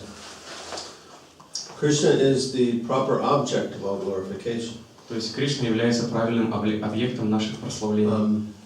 For us, our good qualities are simply a reflection of the qualities of Krishna. Для нас наши хорошие качества являются просто отражением качеств Кришны. Krishna, when we say Krishna Bhagavan is Bhagavan, he has 6 opulences. То есть, и когда мы говорим о том, что Кришна, он является Бхагаваном, означает, что у него есть 6 достояний. Beauty, wealth, knowledge, strength, knowledge, vairagya. То есть, когда мы говорим, это 6. То есть означает, что есть 6 достоинств, то есть есть красота, сила, отречение, знание. But Krishna possesses all beauty. Но Кришне обладает всей красотой. He possesses all strength. Он обладает всей силой, all knowledge, всем знанием. All of these opulences, they come only from Krishna. Все эти достояния, они исходят из Кришны. And because we're part and parcel of Krishna, whatever opulence we have is a reflection of the opulence of Krishna. И так как мы являемся частичкой Кришны, любое достояние, которое мы обладаем, оно лишь отражение достояния Кришны. So the proper way to approach this is to see the big picture. И правильное понимание здесь — это просто видеть картину в целом. If we just see some little part, then we can lose. We can become confused. То есть, и если мы видим лишь часть картины, то мы можем запутаться или неправильно понять. We come under the influence of Maya. Мы можем попасть под влияние Майи. Oh, somebody's praising me. И кто-то меня прославляет. Where is Krishna in the picture? А где Кришна находится вот в данной картине? Unless Krishna is in that picture, there can be Maya. То есть если там нет Кришны, то там может быть Майя. So we always have to put Krishna in the picture, and then we see everything in relationship to him. То есть мы должны всегда видеть Кришну в центре и всегда соотносить себя с Ним, видеть себя в связи с Ним. So when we glorify Krishna, Krishna is, because he's actually the source of all of these qualities, Krishna is appreciating that. И когда мы прославляем Кришну, то Кришна действительно является источником всех этих качеств, то Кришна он это ценит. We also like to be recognized. Нам нравится, когда вот с нами считаются, когда нас... We do something and somebody appreciates what we did, and we recognize we like that. И когда мы что-то делаем, кто-то это похвалил или как-то признал, то нам это нравится, мы это ценим. We like that because we're part and parcel of Krishna. И нам нравится это, потому что мы являемся частичками Кришны. And he likes it also. И ему это также нравится. So when we praise Krishna, he's the actual source of that wonderful quality. Krishna's actually grateful and that, oh, my devotee is recognizing me. То есть, и когда мы прославляем Кришну, то Кришна, он благодарен, и как бы, о, мой преданный, он признал меня. And then Krishna wants to reciprocate that. И Кришна хочет как бы ответить на это. And he glorifies his devotees. И он прославляет своих преданных. So there's this competition between Krishna and his devotee, this exchange of love. То есть, и это соревнование между Кришной и его преданным в этом любовном взаимоотмене. And this is what we're meant to live. И для этого мы как бы мы предназначены, для этого мы должны жить. Если бедны в словах, а в сердце чувствуем благодарность, Кришна тоже принимает. But if we can't, if we express ourselves poorly, but in heart we are very filled with grateful, Krishna will accept this. Yes, Krishna. Yes. Krishna. Yes, that's what he wants. Ведь это то, чего желает Кришна. It's not the words. Это не дело в словах. It's the feeling. Это ощущение. Just like the children, right? For mothers, on a mother's birthday, they make some little drawing for her. Подобно тому, как дети вот на день рождения матери, они сделают какой-то рисуночек. It touches her heart. Why? Not because the art is great, but because it's the act of love of the child. И это затронет ее сердце не потому, что там какое-то великое художество, нет, просто это Act of love from the child. Потому что это действительно проявление любви от ребенка. So, same thing. То же самое.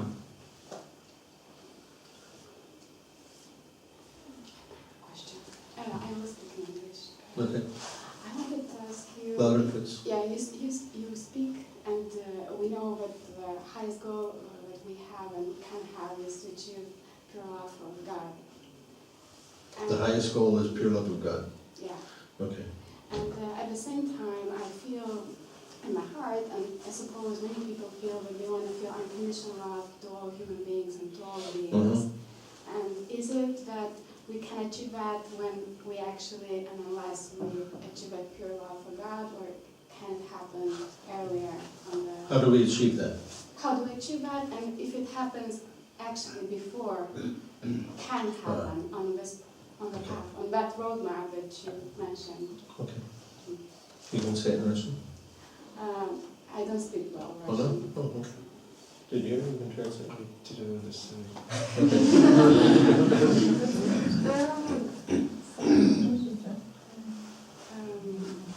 I will speak Okay. in Romanian. Okay. Let me try to explain, and then you correct me if I'm wrong, okay?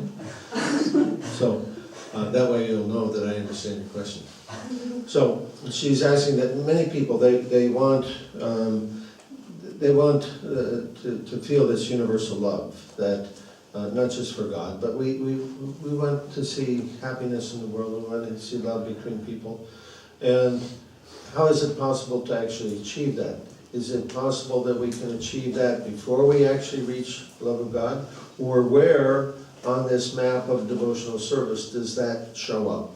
Is that good?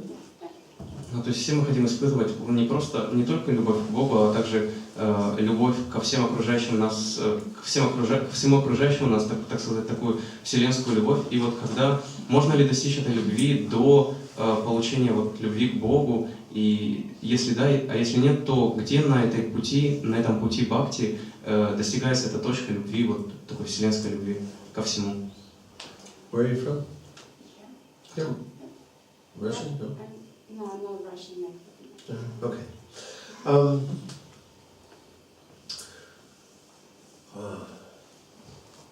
This desire to experience universal love, this is symptomatic of sattva guna. То есть это желание испытывать эту вселенскую любовь, это одно из симптомов, один из признаков саттва-гуны. The quality of sattva is such that we have empathy in feeling for others. То есть и чувство, один из признаков саттва-гуны в том, что у нас есть чувство, вот, мы чувствуем других. If people are experiencing, we talked earlier about empathy and having empathy for other people, and this is really only possible for those who have some element of sattva. И мы раньше говорили о людях, которые испытывают вот это чувство эмпатии, это ощущение в сердце к другим людям, и оно возникает только при наличии определенной частички благости саттвы. Bhakti? Благости. So, it's a nice sentiment, but practically speaking, it's not possible. То есть это замечательное чувство, но по правде говоря, это невозможно. How many people can we love? Скольких людей мы можем любить? Can we love 10 people? Можем любить 10. Because love means a reciprocation, doesn't it? Потому что любовь подразумевает взаимообмен, не так ли? What's the idea of love when we say I want to love everybody or everybody should love everybody else? What does that mean? То есть когда мы говорим, что я вот хочу любить всех, или все должны любить? Okay, that's a little more accurate then. Yeah. То есть Матаджи говорит, что может быть здесь больше говорить сочувствие, сострадание, то есть это будет более точно. So yes, we can have compassion for others, certainly. То есть да, конечно же, мы можем испытывать сострадание к другим. But because we're jivas, we're small, our influence, our ability to take action is very limited. Но так как мы являемся дживами, и наш размер он очень маленький, и наша способность действовать она очень ограничена. And so it's not really possible to love everybody directly. Так что невозможно любить всех напрямую. But the method is that by loving God, automatically we will love everybody else. Но метод заключается в том, что возлюбив Бога, мы автоматически полюбим всех остальных. Why? Because when we actually have love of God, we see God everywhere. Почему? Потому что когда у нас будет эта любовь к Богу, мы сможем видеть Бога повсюду. And we don't see this person as the object of my sense gratification. We see them as part and parcel of the Lord, as a servant of the Lord, somebody who can actually give the Lord pleasure. То есть и мы больше не будем видеть других людей как объекты для нашего чувственного удовлетворения, мы будем их видеть в связи с Господом, то что это частички Господа, те, кто могут доставить Господу удовольствие.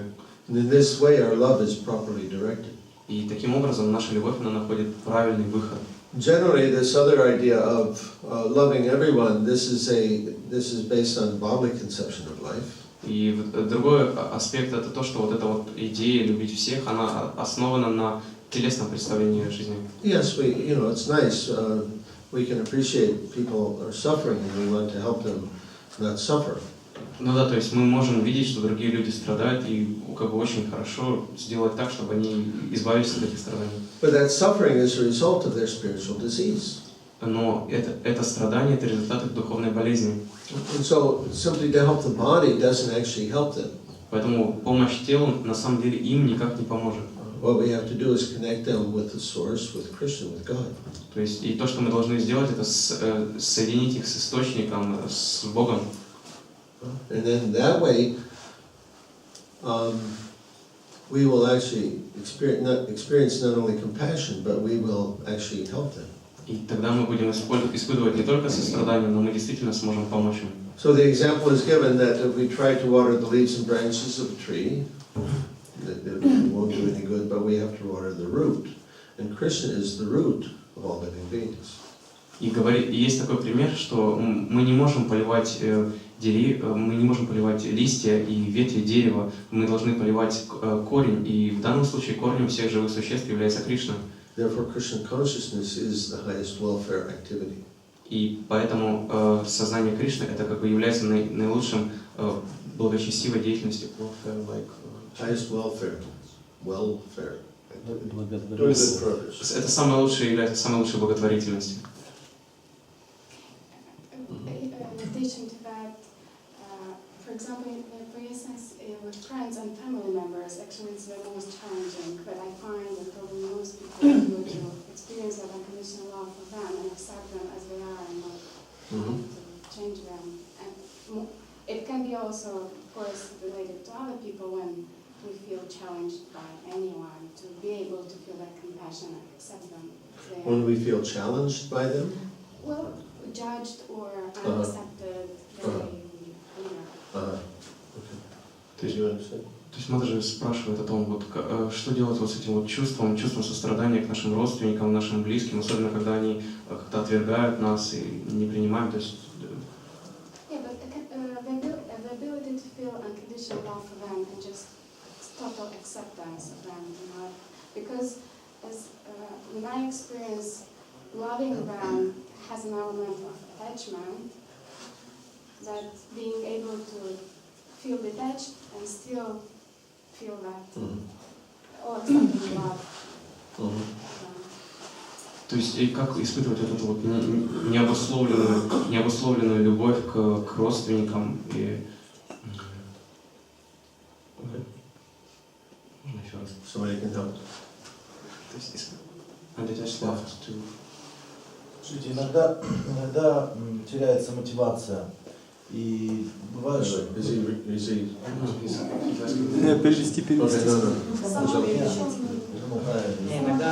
Иногда любовь, которую чувствуешь к родственникам, в ней есть привязанность. И в этом проблема. И как любить родственников без привязанности. Не чувствовать привязанность, но в то же время чувствовать безусловную к ним любовь. И видеть в них божественность. So, this is due to our own material conception of life. И все это из-за нашей собственной материальной концепции жизни. We identify with family members as extensions of ourselves. Мы отождествляем наших членов нашей семьи как продолжение нашего тела. We spoke about that yesterday. Мы говорили об этом вчера. That anyway, naturally, as we grow as children, we naturally identify with our family members because that's the only way we have of identifying who we are. As we grow as children, we naturally identify with these family members because that is our way of understanding who we are. И так как мы растем в этой семье, мы, естественно, начинаем отождествлять себя с членами этой семьи, так как это единственный способ определить себя, понять, кто мы для нас. So that means they are us, we are them. We can't separate ourselves from them. То есть это означает, что мы это они это мы, и мы не можем отделить два этих его. And consequently, if we feel some rejection from them, or if we try, or there's some separation, then this is challenging for us. It's pulling on us. It's difficult. И естественно, что если мы чувствуем, что нас не принимают, или мы чувствуем какое-то отдаление, это действительно нам трудно это переносить. But as we progress in spiritual life, then this attachment, this dissolves. Но по мере нашего прогресса в духовной жизни эта привязанность, она ослабевает, исчезает. And we learn how to see everything through the eyes of Shastra or with spiritual vision. И мы учимся видеть все через глазами шастр или иными, по-другому говоря, духовным видением. Krishna explains this in Bhagavad Gita. Кришна объясняет это в Бхагавад-гите. The wise lament neither for the living nor the dead. То есть мудрый, он не скорбит ни о живущих, ни о ушедших. The humble sage, he sees with equal vision the dog eater, the elephant, the bird, etc. То есть смиренные, они видят все равные собак, птиц, tree, cow, деревья, коров, они все видят равными. Why? Because he's seeing the spiritual being. Потому что они видят духовную душу. His vision doesn't stop at the skin, it goes on, he sees everything in relationship to God. То есть их взгляд проходит дальше, чем их просто их тело, и они видят эту духовную частичку, которая является частью Господа. Anyway, you just continue with the process. Просто продолжайте процесс в любом случае. And this will take care of itself. И это само решится. Скажите, где черпать мотивацию для духовного прогресса? Когда она пропадает? И где вот ее источник истинной мотивации? Where can I get this motivation to progress on spiritual path? Where is the source? Because it's sometimes lost. And Hearing, you have to read Prabhupada's books. Слушание, нужно читать книги Шрилы Прабхупады. And you associate with the devotees who are already inspired. И общаться с преданными, которые уже вдохновлены. These two things. This is both association with Prabhupada and association with the devotees. И то, и другое является общением с Шрилой Прабхупадой, общением с преданными. This is true in anything. Anything that you want to develop some enthusiasm for, you associate with other people who already have enthusiasm for that. То есть вы должны развивать вот это вот стремление, энтузиазм, общаться с теми людьми, у которых есть стремление к духовной жизни. So you have to increase your association. То есть нужно увеличить количество этого общения. If you find it difficult to read, then you come to the temple and associate with the devotees. Если вам трудно читать, приходите в храм и общайтесь с преданными. And when you come here, you engage in some devotional service. И приходя сюда, вовлекайтесь в какое-то преданное служение.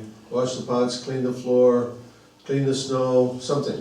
То есть мойте котлы, убирайте храм, расчищайте снег. And by these simple acts, you will actually develop enthusiasm for spiritual life. И через эту простую деятельность вы в действительности разовьете энтузиазм к духовной жизни. Хорошо? Я как бы пробую это делаю, но все равно это пропадает. I try to do that, but still it's fading, this enthusiasm. Bullshit. На этой карте духовной жизни какие этапы преданный проход в развитии бескорыстия. То есть как вот Прабху говорил, что 2.39 там, как это карма нет. Какие этапы преданные проходят в развитии бескорыстия вот на этой карте развития духовного прогресса. Which are the stages on this map of devotion of the in the development of the selflessness? Which stages does the devotees take on this map of bhakti? What stage does selflessness show up? Which stages they take to develop the selflessness? In the 13th chapter of Bhagavad Gita, text number 8 to 12, Krishna gives a list of 20 items which he says these are knowledge. И в 12 главе с 8 по 13, 13, 8 to 12. В 13 главе с 8 по 12 стих Кришна описывает 20 объектов, которые являются знанием. In the commentary, Srila Prabhupada explains that one needs some way of understanding how they are advancing in devotional service. И в комментарии Шрила Прабхупада он объясняет то, как преданный должен определять свой прогресс в сознании Кришны. Thank you for asking this question because I meant to say this earlier, but I didn't. Спасибо, что задали этот вопрос. Я хотел упомянуть об этом, но не получилось. So, humility, pridelessness, determination, accepting a bona fide spiritual master. So you can read.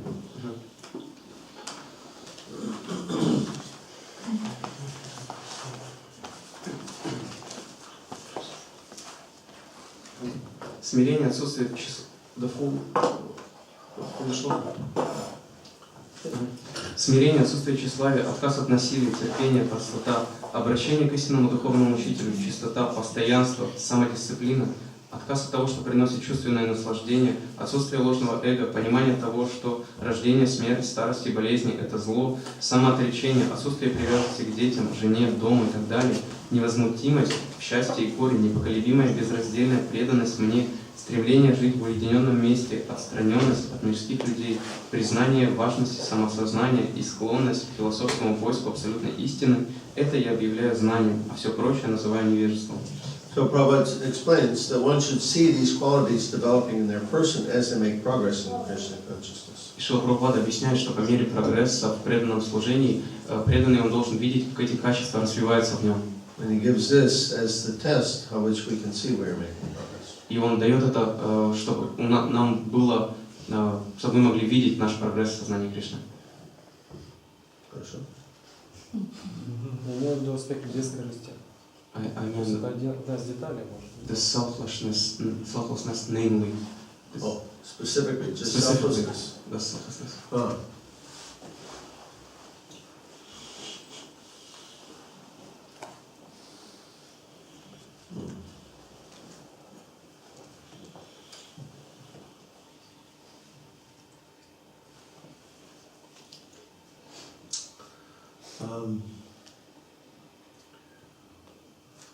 In the material world, everybody wants to think of themselves as master. В материальном мире каждый хочет думать о себе как о владыке.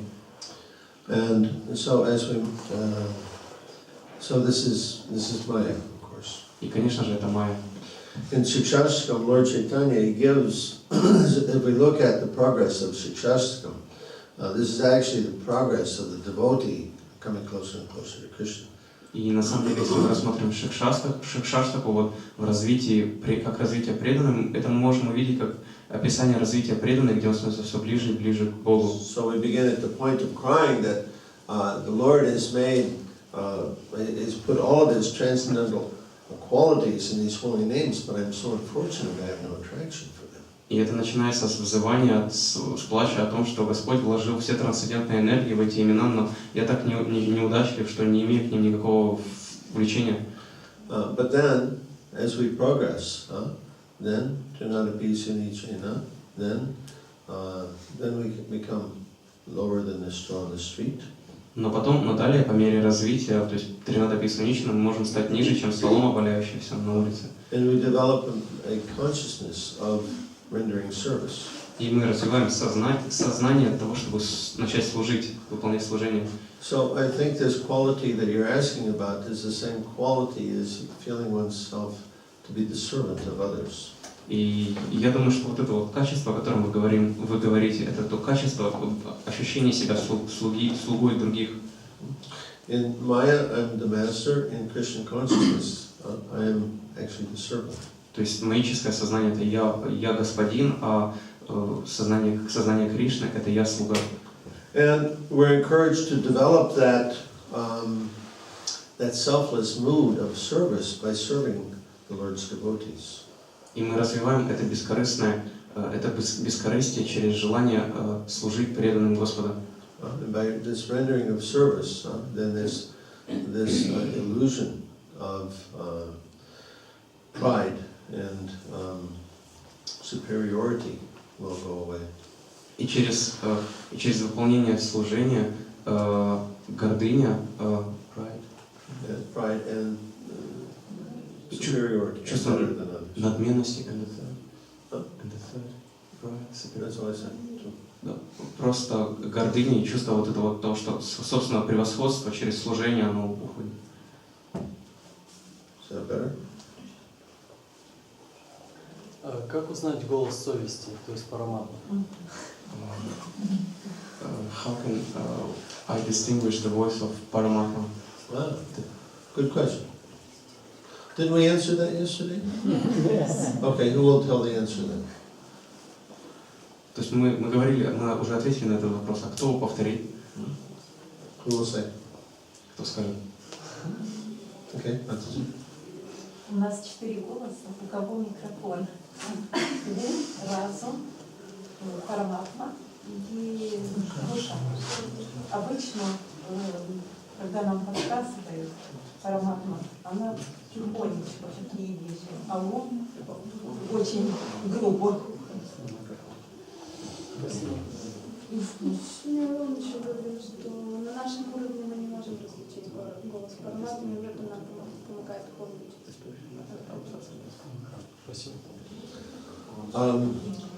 In order to do this, you have to be able to clearly understand what's the voice of the mind and the voice of the intelligence. То есть, чтобы это сделать, вы должны четко понимать, что такое, как выглядит голос ума и голос разума. So this means we have to become conscious of our consciousness. То есть, и для этого мы должны как бы осознавать наше сознание. When some thought comes up, we have to look at it. То есть обозревать наше сознание. Когда приходит какая-то мысль, мы должны ее рассмотреть. Who's got the microphone? То есть у кого, в чьих руках микрофон. And then we can distinguish between these different parts of self. И потом мы можем проводить различия между этими различными составляющими нашего «я». But we won't be able to completely distinguish this until we have given up the consciousness of being the enjoyer, the proprietor, and the dearmost friend of others. Но мы не сможем полностью различить это, если мы не оставим сознание наслаждающегося, сознание собственника и сознание, что вот мы лучший друг всех. As long as we think that we are the enjoyer, we're not going to be able to hear Krishna. Пока мы думаем, что мы наслаждающимся, у нас не будет способности слышать Кришну. So we have to give up that mentality. И мы должны оставить это умонастроение. Then we'll be able to bring the mind and the senses under control. Только тогда мы сможем начать контролировать ум и чувства. And then you have to practice. И вам нужно And практиковаться. you'll make mistakes. И естественно, вы будете совершать ошибки. But you'll see, oh, that was Krishna talking. Но вы увидите, о, это Кришна говорит. And then by experience, you'll begin to hear Krishna and surrender to you. Но дальше с опытом вы сможете слышать Кришну и предаваться Ему.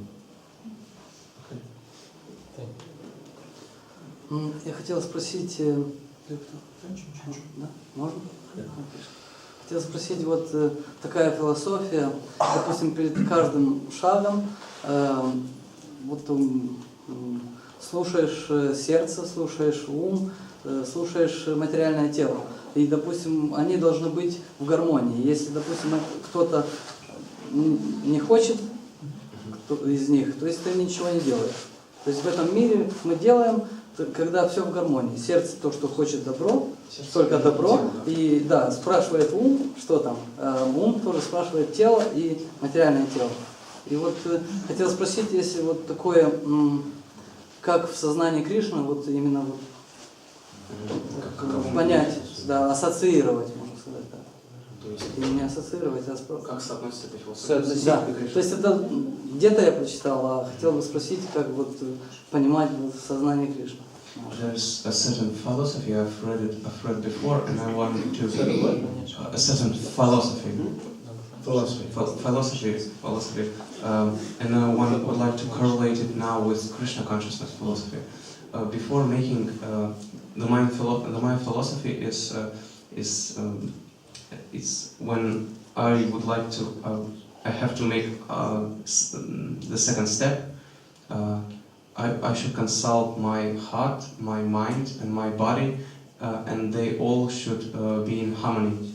So they all should agree to make this step, this further step. So how does that philosophy correlates with philosophy of Krishna consciousness? It's materialistic. Это материалистичная философия. Where's Krishna? А где Кришна? Где Бог? There's sentimental people who appreciate feeling over thinking. There are many people who appreciate feeling over thinking. Feeling is better than thinking. То есть очень есть люди, сентиментальные люди, которым больше нравится чувствовать, чем размышлять. But they don't understand what is the source of this feeling. Но они не понимают, откуда, где кроется источник в этих чувствах. Where is inspiration coming from? Откуда приходит вдохновение? Where is our sense of morality coming from? Откуда приходит чувство вот это вот то, что правильно, что неправильно чувство? Where is our intelligence coming from? Откуда приходит наш разум? These all come from Krishna. Все это исходит из Кришны. Krishna explains, I'm the intelligence of the intelligent. То есть Кришна объясняет, что я разум разумного. I'm the ability in man.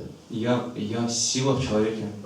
I'm seated in the heart and I'm directing everybody's activities. Я нахожусь в сердце, и я веду всех, управляю их деятельностью. So that philosophy is better than simply acting out of one's personal self-interest. И эта философия, она лучше, чем просто действовать из собственного интереса. It gives some idea that I'm trying not just to be a thoughtless, sense gratifier.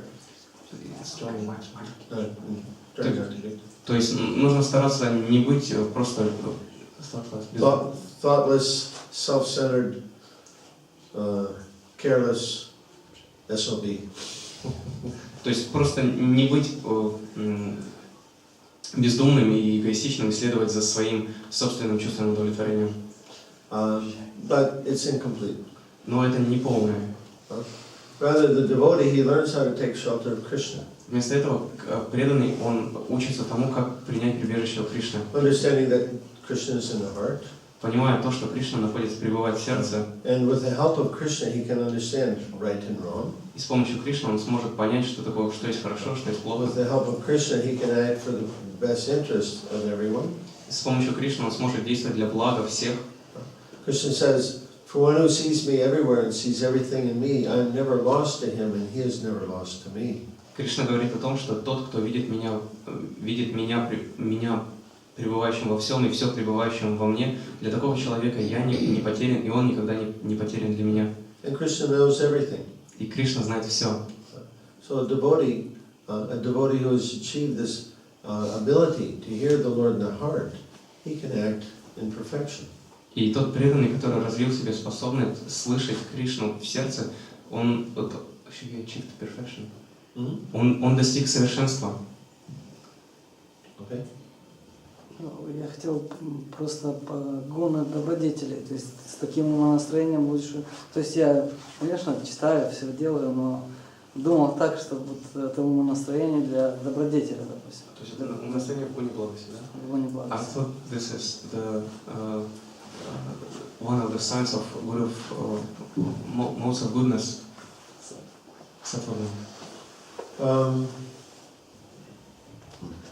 This is mental state in sattva. Если уровень, Да, возможно. первый, второй, третий. Mode of goodness is still material. Но гуна благости все еще материально. And mode of goodness in this material world is not pure. It's always influenced by tamaguna and rajaguna. Но гуна благости не бывает в чистом состоянии в этом мире, она всегда находится под влиянием гуны страсти, гуны невежества. So, and everybody, they may consult their heart and their mind and so on, but they still may act in a selfish way. И, конечно, все мы можем слушать сердце и слушать ум, но все равно будем поступать и из эгоистических соображений. For example, we sometimes challenge some people who eat meat. Например, иногда нам бросают вызов те люди, которые едят мясо.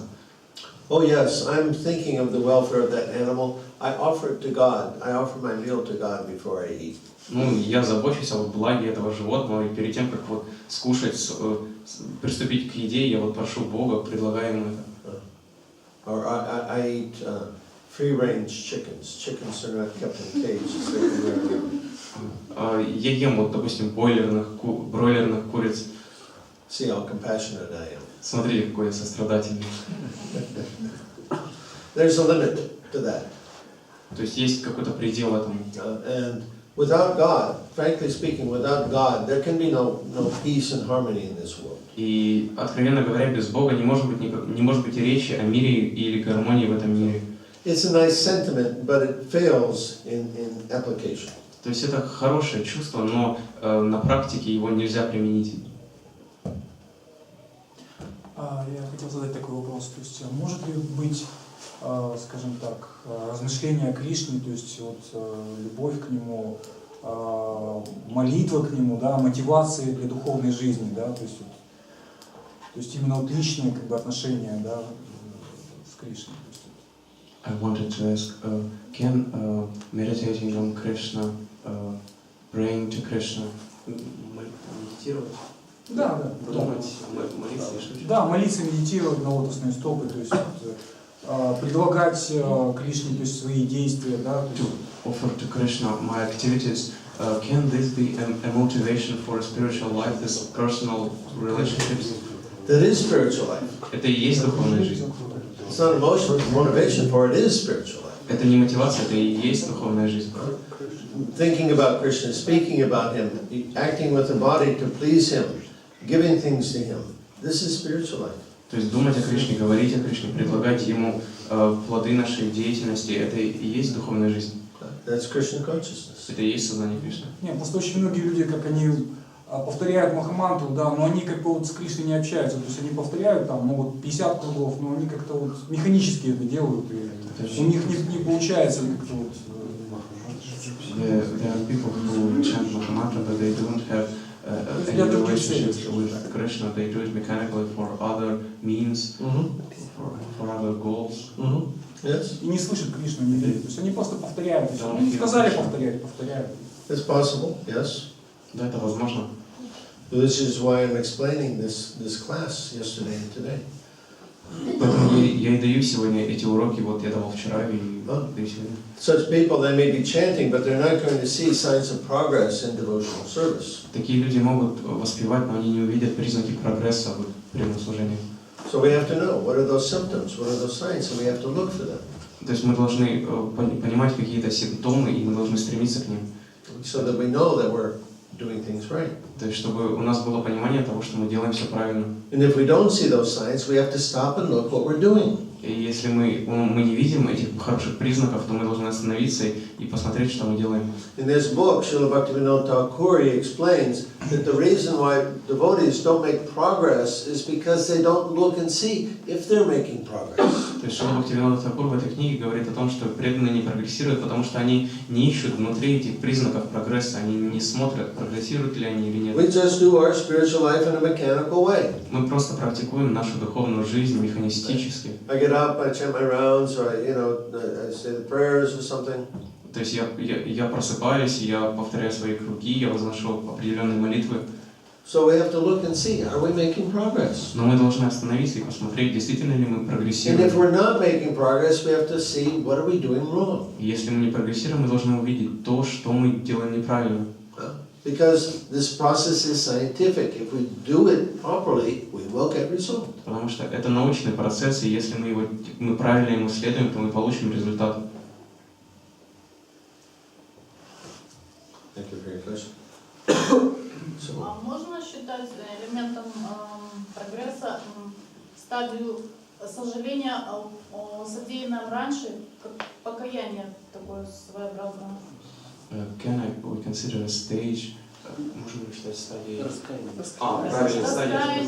покаяние, прогресс. очищение, Can we consider a stage, a sign of progress, that a stage when we lament of the things we've done wrongly before, like Repentance. Yeah, that is. Krishna's in the heart. He says, "For me comes remembrance, knowledge, and forgetfulness." Да, Кришна находится в сердце, говорит, что от меня исходит знание, память и забвение. You know, sometimes we ask, well, how can the very advanced devotees think that they are the most fallen? То есть иногда мы можем подумать, как самые возвышенные преданные могут думать о себе как о падших. Because Krishna has a way of reminding us of all of our past. Потому что Кришна, он имеет потенцию напоминать нам о нашем прошлом. The ability to actually see the things that we've done wrong means that we've achieved sattva. И возможность видеть то, что мы в прошлом делали что-то неправильное, это признак саттвагуны. One of the symptoms of sattva is to be embarrassed by improper action. Один из признаков саттвагуны – это стыд от неправильных поступков. So when we look back and we see what I've done in the past and we become embarrassed or ashamed, this means that we've achieved sattva. И когда мы оглядываемся на наше прошлое, видим там неправильные поступки, мы смущаемся или стыдимся, то это означает, что мы достигли саттвагуны. And this becomes our motivation not to repeat that kind of behavior. И это становится нашей мотивацией не повторять подобные поступки. So in this way, the devotees of the Lord, they actually become very wonderful people. И поэтому преданные Господа, они становятся замечательными людьми. So it's very late. Сейчас очень поздно. Thank you very much for your association. Спасибо вам большое за ваше общение. I'm sorry that I only have 3 days here. Простите, что у меня всего лишь 3 дня. It's every time I come here, it's a wonderful experience. Каждый раз, когда я прихожу сюда, это замечательный опыт. So I want to ask you to please remember that devotees of the Lord are very special people. И я хочу попросить вас, пожалуйста, помните, что преданные Господа — это замечательные люди. They're very rare in this world. Они и подобные люди очень редко встречаются в этом мире. So therefore we should very much value the association of the devotees. Поэтому мы должны очень сильно ценить общение преданных, общества. So please serve each other with love. Поэтому служите друг другу с любовью. Help each other, help to make progress in Krishna consciousness. Помогайте друг другу прогрессировать в сознании Кришны. And to become such a wonderful, happy family that everybody wants to come here and participate in this temple. Чтобы вы стали такой замечательной, счастливой семьей, чтобы все хотели прийти в храм и присоединиться и стать частью ее. Shri Prabhupada ki jai.